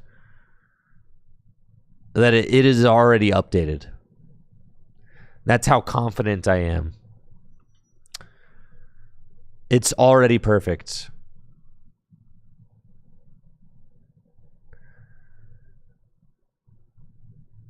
The dark deck that I have posted on gymleaderchallenge.com. I really think it's as good as it gets. I'm serious. Deck's crazy. Just got all the best cards in it. All right, John going for stall play. I mean, bringing up the Frostmoth. Maybe deck out. Like that's the option, right? Deck out. John could deck out, so long as John's not taking a knockout. You just have to pass, right? No, don't take the knockouts. I think the attack does 40 and sleep. Yeah, so John's going to go for that. And then JD's got Guzma. GG's. All right, JD is the winner. Advancing to 4-0. Here at the Full Grip Games Gym Leader Challenge League Night. GG's to both players. That was definitely a tough start for John, but he was able to pull it back and at least make it a game. Make it an interesting watch. JD proving to have the superior stash in the battle of the mustachioed men. As JD advances to 4-0. Now it is JD's tournament to lose as the only 4-0 here at the Full Grip Games Gym Leader Challenge League Night. If he wins next round, he guaranteed win. He is guaranteed the win. However, if he loses the next round, then it's going to come down to resistance. And anything can happen when it comes down to resistance, folks. Anything. Oh, yeah. Let's pull up gymleaderchallenge.com, shall we? I know I've got long overdue. Listen, I got long overdue everything right now, okay? I know. I got long overdue Gym Leader Challenge YouTube video. I got long overdue retro YouTube video. I got long overdue standard YouTube video. I got long overdue videos with Jesse Parker that I've filmed and haven't edited up yet. Listen, it's just all this stuff that's around my new studio space did not just make itself. This crap did not set itself up, okay? So I know I'm on it. I'm on it. All right. It's just been a busy freaking month. That's for sure. Busy couple of months. But I'm finally getting to the point. I'm like finally getting to the point where I can just operate. I'm still not quite there. It's still like a total mess in my studio. But at least I'm in the new space. Like I'm physically in here. I've got everything wired. I've got everything set up. So it's getting there. It's getting there. I did film a new YouTube video with Heather today too, which I'm going to get edited up. But so yeah, everything's happening. Let's look at this perfect darkness deck. This would be one of my updated August 2024. Honestly, wouldn't change a thing. Let's see. All right, I'm no longer playing Artisan. I don't know if I'm playing Artisan. Actually, I think I am playing Artisan. Yeah, I think I'm playing Artisan because you have to be able to Guz Mahala. So like you Guz Mahala, and when you use Guz Mahala, you want to be able to go get Artisan so that you can go get your Guzzlord, right? because you don't want to play capture energy. So you want to use Guzmahala, and you go get like Hiding Darkness Energy, TM Turbo Energize, and Artisan. So you play the Artisan. You kind of have to play the Artisan with the Guzmanhala, right? I will die on this hill. Stand-in is better than the Foul Play Zoroark. I think everybody's tripping on that. Stand-in is crazy. People just like the Foul Play one. Listen, I like the Foul Play too. You think I don't want to play this one in my deck? Of course I want to play this one in my deck. Of course I want to play the $100 Zoroark in my deck. But this one's just the GOAT. It's so good. This card's crazy. Not only is it got the stand-in ability, which is just like very good, but Mind Jack, 160 damage for 1 energy is crazy. You could do up to 180 for 1 energy. Think about that. Think about this. Do you guys know how much stupid crap people put in their darkness decks to try and get Spiritomb to do 180 damage for 1 energy? Zoroark can just do that with Mind Jack. Yeah. Like you just put like a Dark Claw or Muscle Band on this thing, double colorless energy. If your opponent's got 5 bench Pokemon, that's base 160 for 1 energy. If your opponent's got 4 bench Pokemon, that's still base 130, which is 150 with the Muscle Band. It's still just so good. It's such an efficient trader. Such an efficient, like, and the thing that bothers me about this Zoroark is that this Zoroark is slow. This Zoroark is slow and responsive, right? That's why I don't like it, because you look at the Darkness deck, look at your attackers, right? You've got Galarian Moltres, that's an endgame attacker. Guzzlord is just like whenever you power it up attacker. Hoopa, fast attacker. Weezing, good turn 1. You can go Ascension into Galarian Weezing, good to shut down abilities with neutralizing gas. You've got Weavile, that's only good once your opponent sets up. Spiritomb, honestly, Spiritomb is like kind of just fine. It's just like a guy who you can get out and put damage counters on. I think building your whole strategy around Spiritomb is just frankly I just think it's bad. I think it's weak. I'm going to be brutally honest. I think building your strategy around attacking with a guy that's got 30 hit points is just asking to lose games. And then Zoroark, like, which direction do you want to go with Zoroark? Do you want to go like slow and responsive, or do you want to go fast and aggressive? And I think that the fast mid-range option for Zoroark is just the perfect fit into this Darkness deck, because you've got your early aggro guys, your Hoopa, your Weezing, and even Zoroark. If your opponent's got like 2 or 3 bench Pokemon, you're still doing 70 to 100 damage on turn 2. Like, that's knocking out a lot of stuff. And if your opponent like really pops off and has a wide bench, then you're doing 130, 160, which is knocking out just about everything. So like that's Zoroark. And the thing is, the Zoroark solves, like, if you don't have Switch or whatever, Zoroark just advances that part of the game, because you don't have to get a Switch in order to get the Zoroark into the active. Zoroark will just switch itself into the active. And then you also look at how many like terrible like Pokemon you can have stuck in the active, right? You could have Guzzlord stuck in the active. You could have Galarian Moltres stuck in the active. You could have Galarian Weezing stuck in the active. But stand-in Zoroark makes it so that you never get any of those idiots stuck in the active. So, just fantastic pivot option as well. The Sableye, that was something that I started to pioneer in this deck. Nobody was playing the Sableye. I'm taking credit for that, 100%. Nobody was playing this guy in their deck. Sableye, excavate ability, crazy. Combined with the trade, just allows you to look at more cards throughout the game. That 1 extra card per turn makes a big difference. Even if you're just looking at the top card of your deck, decide if you want it or you want to ditch it, right? You could thin it out of your deck and then use trade, and then you're kind of just like making it so that your deck is more fine-tuned as the game wears on. I think people are crazy for not playing Galarian Weezing in their dark deck. Like, bro, This is one of the strongest cards in the whole entire Gym Leader Challenge pool right here. This card's crazy. And the fact, one of the things that makes it so crazy is that Coughing ascends for 1 energy. You could just go turn 1 ability lock. Like, what? You go turn 1 ability lock. Do you know how many decks rely on abilities? Almost all of them.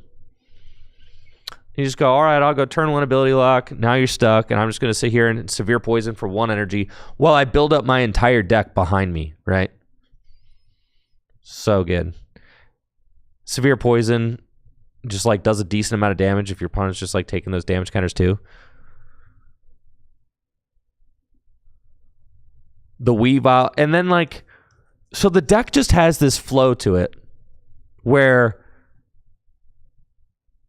and I think that that's one of the things that I think that, yo, we got our final match going. Hold on. Okay, it's time to go.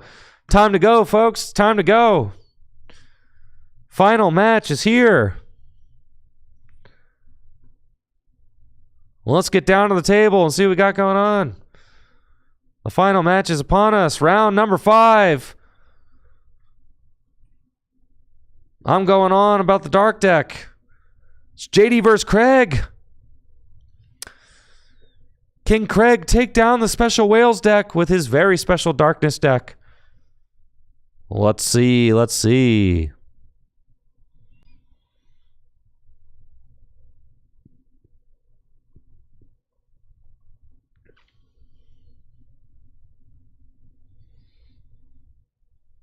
But that's like the really cool thing about Gym Leader Challenge is that the decks don't change very fast. Yeah, Formula 1 man says, I haven't changed my dark deck in 2 years and I still sweep people.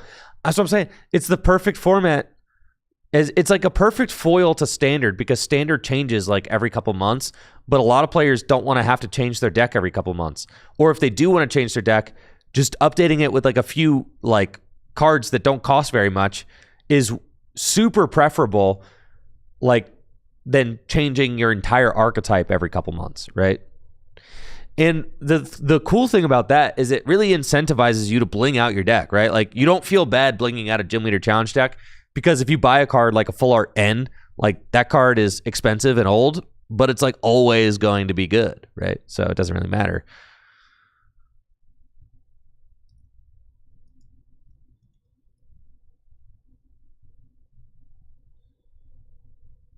Do I have a discount code for dragonshield.com? Why, yes, I do. It's Tricky Gym. You can use code TrickyGym at checkout on dragonshield.com for 5% off your order. Shopping at dragonshield.com directly supports the content that I create here on Tricky Gym. Huge thank you to Dragon Shield for providing all the sleeves I use in my tabletop gameplay and for continuing to sponsor the channel. Thank you for asking, Jenna. We've got our round 5 match underway. Here we go, round 5. Joe DiMatteo on the right versus Craig Davenport on the left. Craig going first. And it's got the Sableye in the active spots.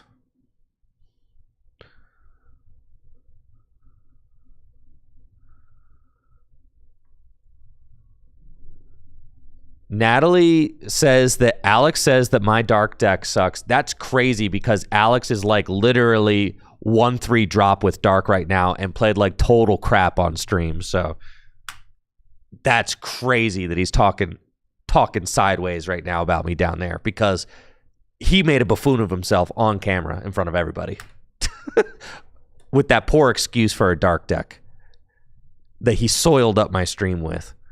Yeah, so tell him to stay in his lane. And that also,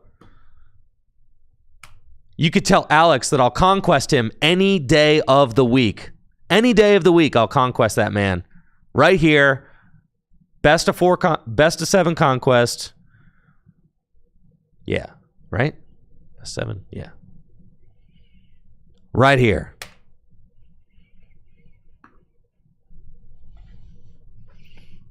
Or if he just wants to play Darkness Mirrors, I'll do that too.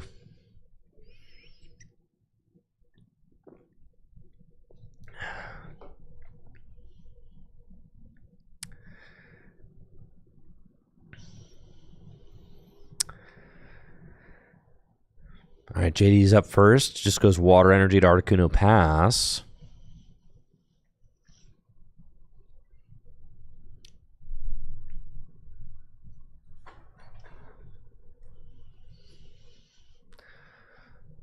And Craig has got turn 1 Guzma and Hala. He's got U-turn board.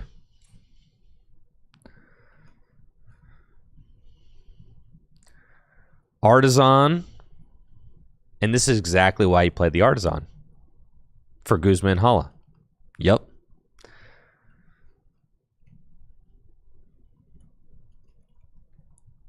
Craig's got something dubious going on here. He's going to use Artisan. Honestly, just go get Hoopa, dude. Go get Hoopa and start swanging. Boo! Hoopa! Hoopa! Hoopa! This sucks.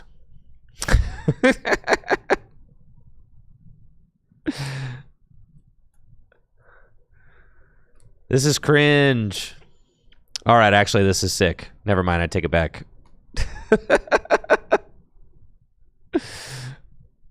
I didn't see the dark patch. I was unfamiliar with your game, Craig. That's fine. I can get behind it now. Turn 2 Guzzlord's pretty good.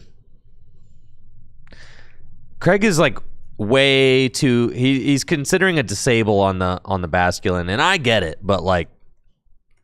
You already gave him the Artisan. What's another 2 Pokemon off of Gather the Crew? Just get the Guzzlord going. You've already committed to the Guzzlord line.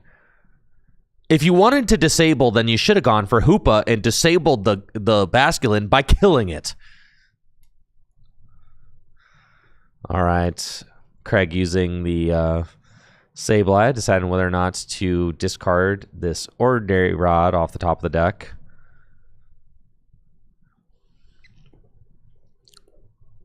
Mountain Munch. Get munching, Craig. Get munching. Munch, me boy. Yes. Yes.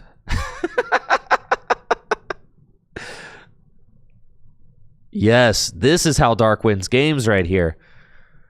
See, I love Craig, but I'm going to be honest. The spread stuff doesn't get me going. What does get me going is Guzzlord. Really, your Dark deck should just be about getting Guzzlord going and then just playing all the other best guys. But Guzzlord is so good, it could just win games all by itself. So you just need to surround Guzzlord with all the best players that you can. Because Guzzlord's going to do a lot of winning all by himself. But you got to make sure that he's got adequate backup.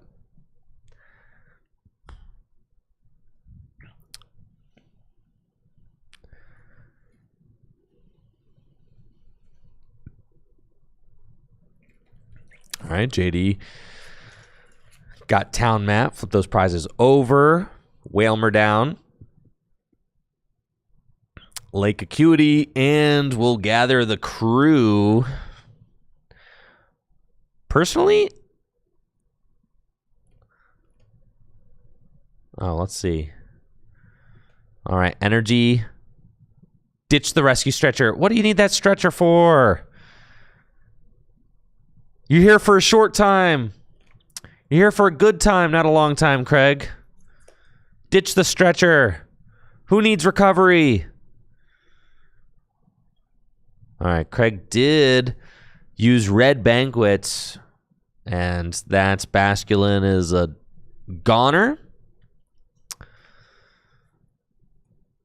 The crazy thing is that you could just go Drizzile, teammates, reversal energy, Wailord, and then, then the Guzzlord's dead, right? So that's the thing. And the problem is that Craig's up 2 prizes. So that means that JD will be able to do this for 2 turns. That's not exactly what you want. See, but Sableye's got disable, so it's fine because Sableye can just disable special waves, and then like JD is kind of just stuck there. Thank you, Lil Hypotenuse, for that Prime sub. Welcome to the club. Thanks for joining, Lil Hypotenuse. Appreciate the support. So there we go. Red Banquet taking that additional prize card, 120 damage. But yes, like I said, the Sableye, already built-in answer.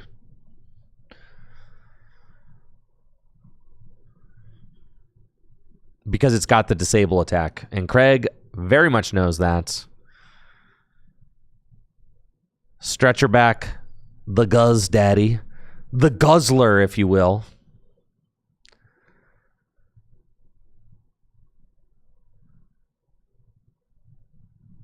Says you gotta play Galarian Moltres. The dark deck like can't deal with the Wailord unless you play a Galarian Moltres. Galarian Moltres just solves everything for the dark deck. Because there are so many attackers that just have like that 200 hit point range that you just can't really muscle down. Like sometimes Weavile will get there, but not all the time. I will say the Zoroark, the foul play Zoroark does do quite well against Wailord, so that is a nice option against Wailord specifically. All right, so Craig gonna take this opportunity to teammates. I like it. And then just disable the Wailord, so no more special waves. Teammates can go get... Craig can get his board set up a little bit more, which is nice.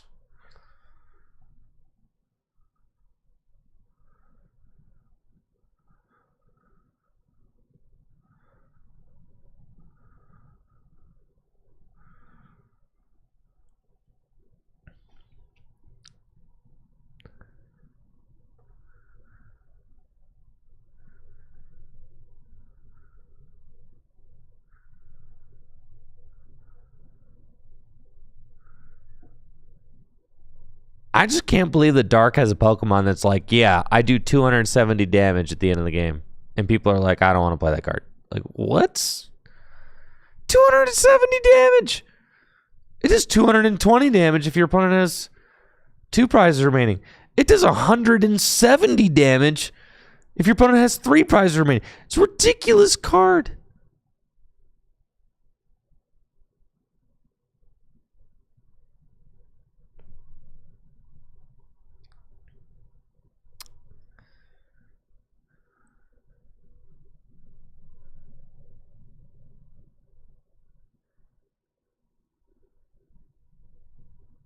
It's no different than playing a card like... It's like better than that Mewtwo. I mean, I play that Mewtwo in the Psychic deck, which does 180 if your opponent has 3 or less prizes remaining.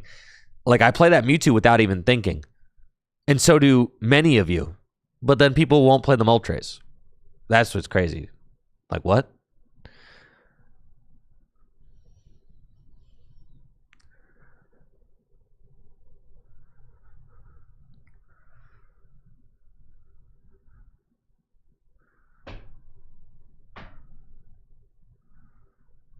All right, Craig's going to Super Rod.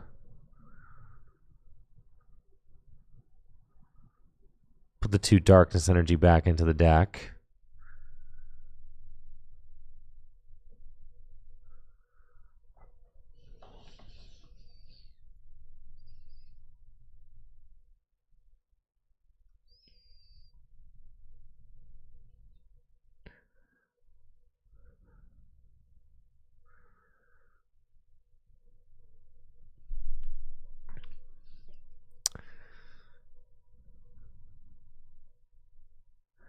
Craig going to Excavate. Take a look at the top card of the deck.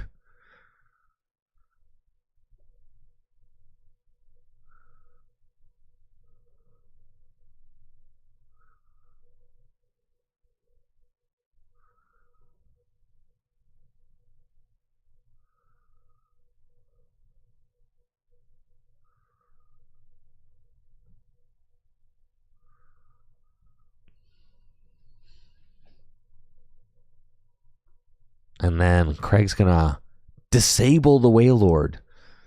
No damage because of Wailord's jumbo-sized ability. But makes it so that the Wailord cannot use special waves this next turn.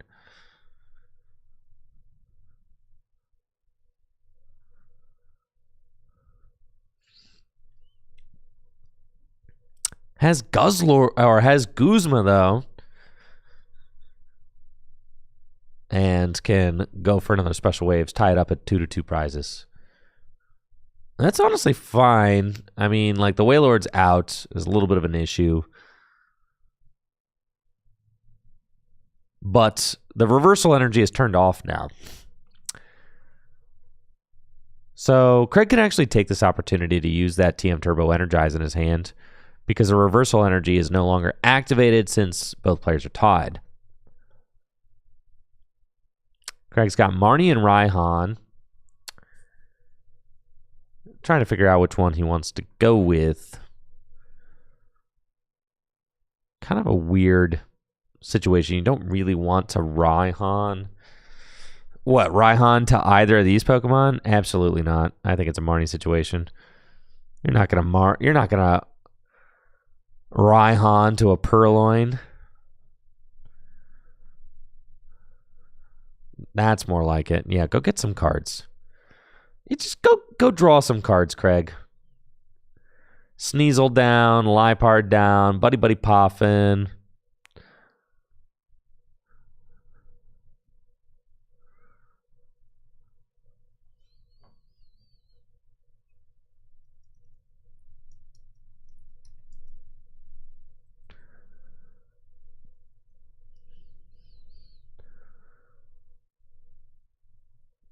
Love Coughing. Oh, Coughing is here. Let's go. Unfortunately, no Darkness energy to ascend. Yet, we could see a trade. Did we trade? Yeah, discard that. Trade, discard Evolution Incense. Do we find Darkness? Nope.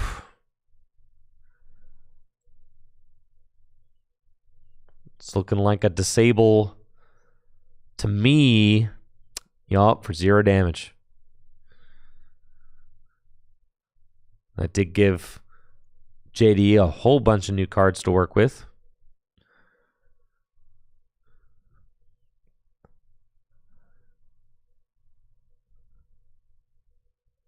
He's got Intellion, Shady Dealings. Go get 2 trainers out of the deck. Switch Raft. Just get Switch Raft Bucket and use the Cold Cyclone on Articuno to move those energy back. Or you've got Aqua Patch. Yeah. Just do that. Move those energy back to the Wailord, and then you're like chilling, right? You'll knock out the Sableye. Yeah, do that. That's crazy. Do that play, JD. Yeah, Switch Raft. Yeah. That one's crazy. Do it. Do it. Do it. Don't overthink it. Just do it. That play's sick.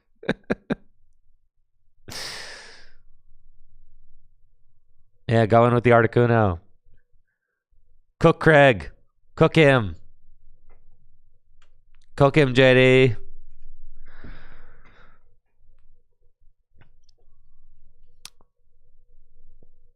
And he's got the Aqua Patch Switch Raft. Like it. Love it. Into it.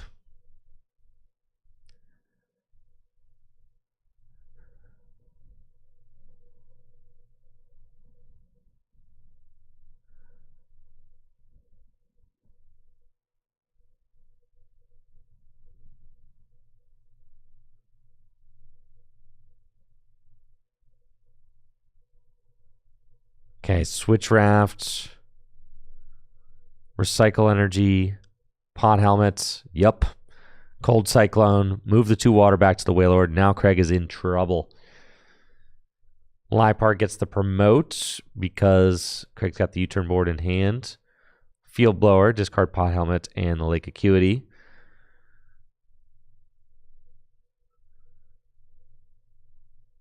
And then Tate and Liza. Shuffle draw 5.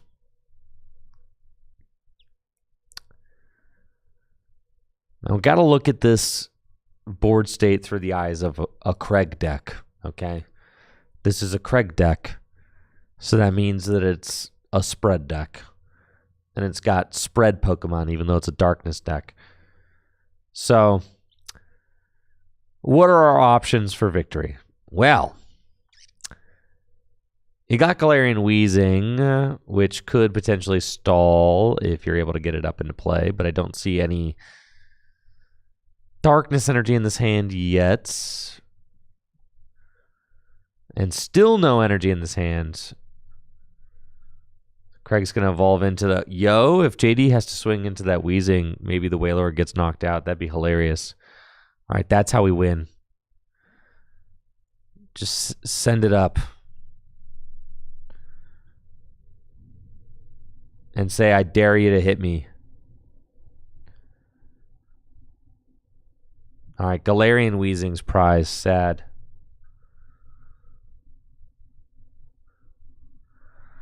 Yo, all right, JD should totally take that whale and just try to knock out this Wheezing, though.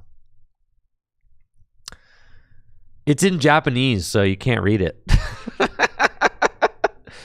Who knows what its ability might do? Capture energy to Inteleon. Nobody tell him. Let's just wait and see what happens.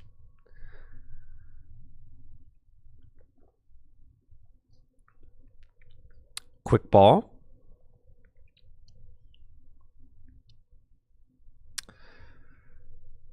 And I think just going to fail the quick ball. Cynthia. Cool. Shuffle draw 6.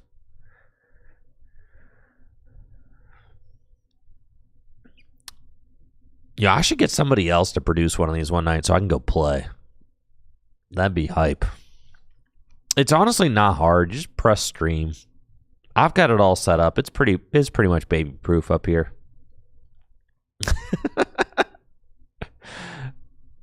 I've got it all set up. It's mad easy now.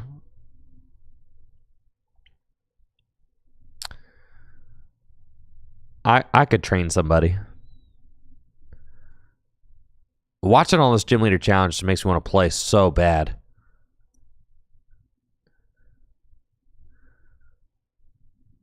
Yeah, I have to leave you guys with a substitute teacher, though.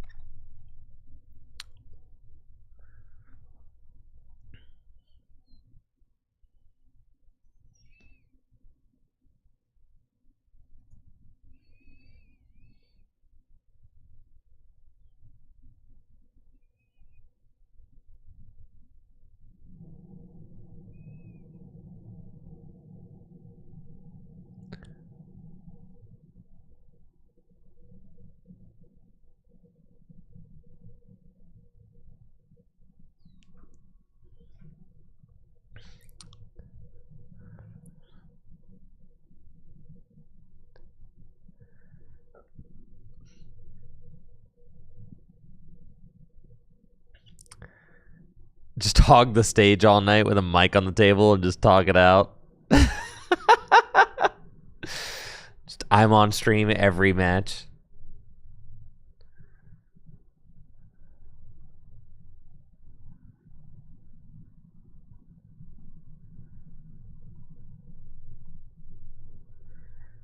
That'd be kind of funny.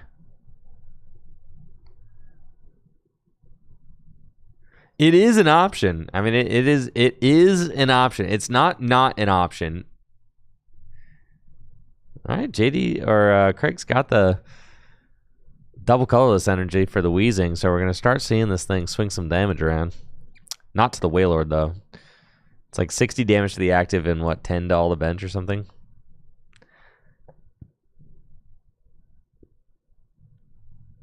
It's only 50 to the active? God, this card's worse than I thought.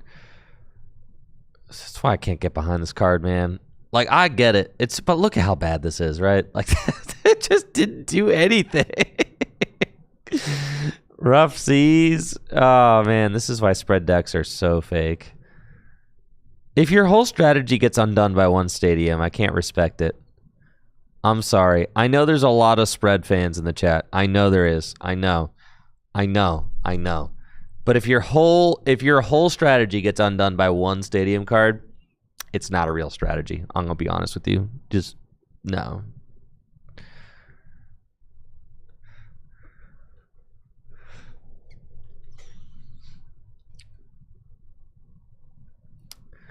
The rough seas, man.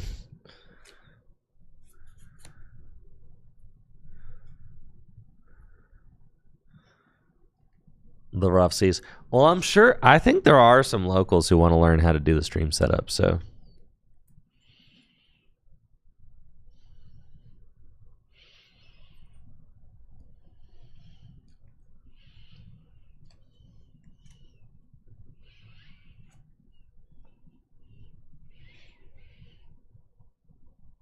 I'm going to retreat into Intellion.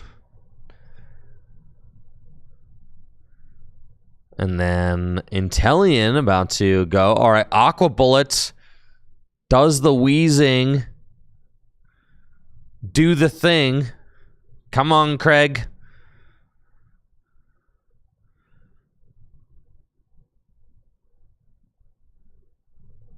Is that a heads? No. God. All right, Craig. That's the second time I've seen that wheezing fail to convert. I don't know that I'm a believer in the wheezing.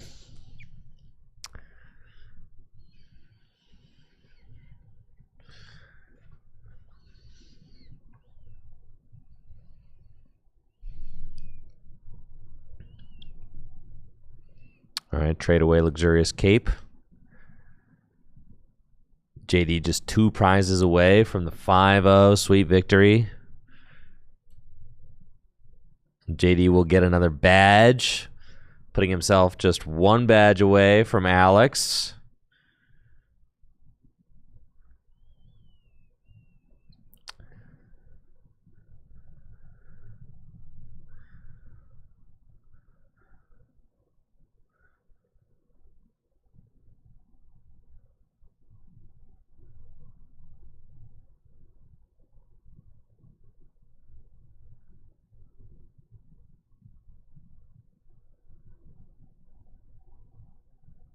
Craig's got the wheezing back out. Good God. Phantom transformation. What if we brought wheezing back again? One more time, you know? Pokegear. There's still a rough season play, you know? The spread.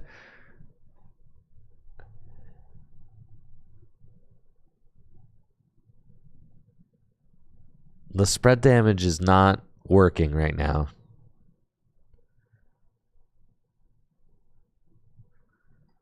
No. The idea of doing 10 or 20 damage to everything on the board is just so lackluster with a board state like this.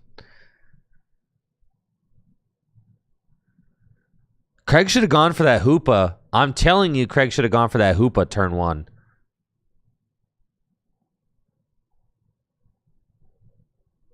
Craig should have gone for the Hoopa. No looking back.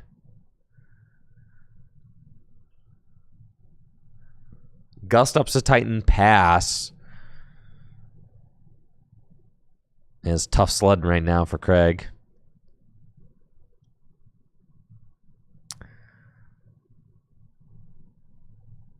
And JD does have Nessa in hand, so might be eyeing that up for a potential play.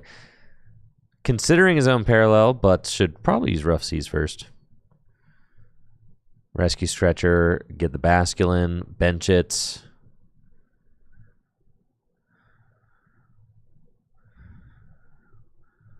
Super Rod can shuffle up to 3 water Pokemon and energy back into the deck. Just going to grab the Moth, chuck that back in.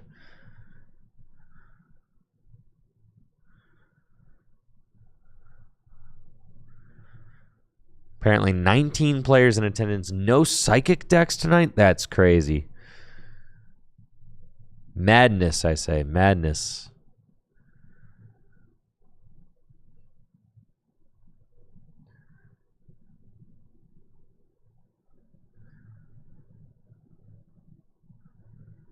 Abyssal Hand. Draw 3. Finds Verse Seeker, so going to be able to get himself out of this mess with this Titan active. Might go Verse Seeker for Guzma. If it's in the... Yup. Versieker Guzma, take out the Lipard, just feels fine, right?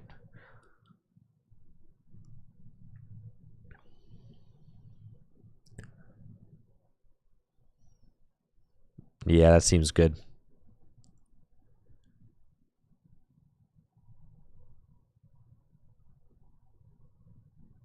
And Aqua Bullets will take the knockouts. And put 20 on a Sneasel.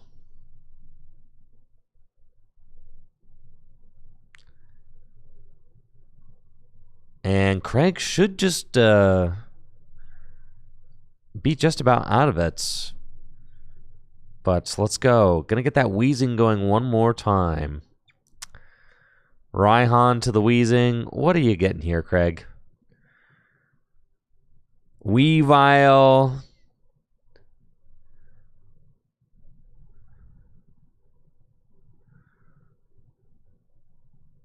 It's not looking great.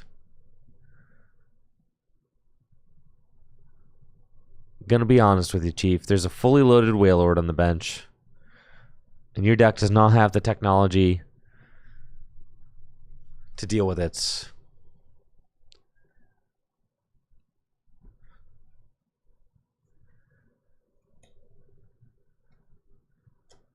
Wheezing, 60 damage. That is game over, JD. 5-0. Here at the Full Grip Games Gym Leader Challenge League night. Congratulations, JD is the winner. Winner, winner, winner. Ding, ding, ding, ding, ding. There we go. Congratulations.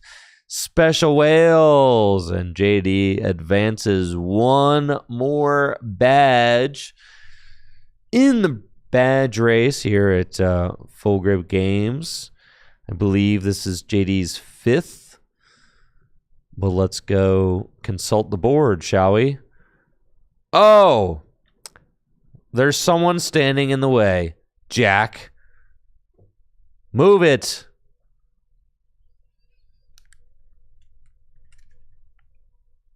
Move, Jack. Jack, move. All right, thank you. Well, let's see. JD, yes, has won his 5th badge.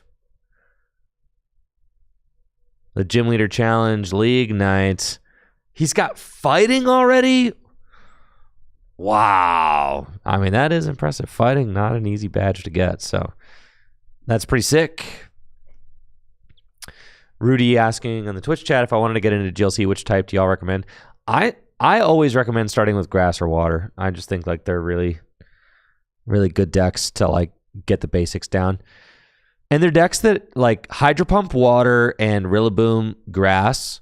You could just check out the lists on gymleaderchallenge.com. Those would be great lists to get started with. I've been playing them for years. They don't change very fast. So it's one of the other reasons why I highly recommend them, just because they've kind of been established and have been around for a long time. And they've been doing well for a long time as well. But yeah, GG's.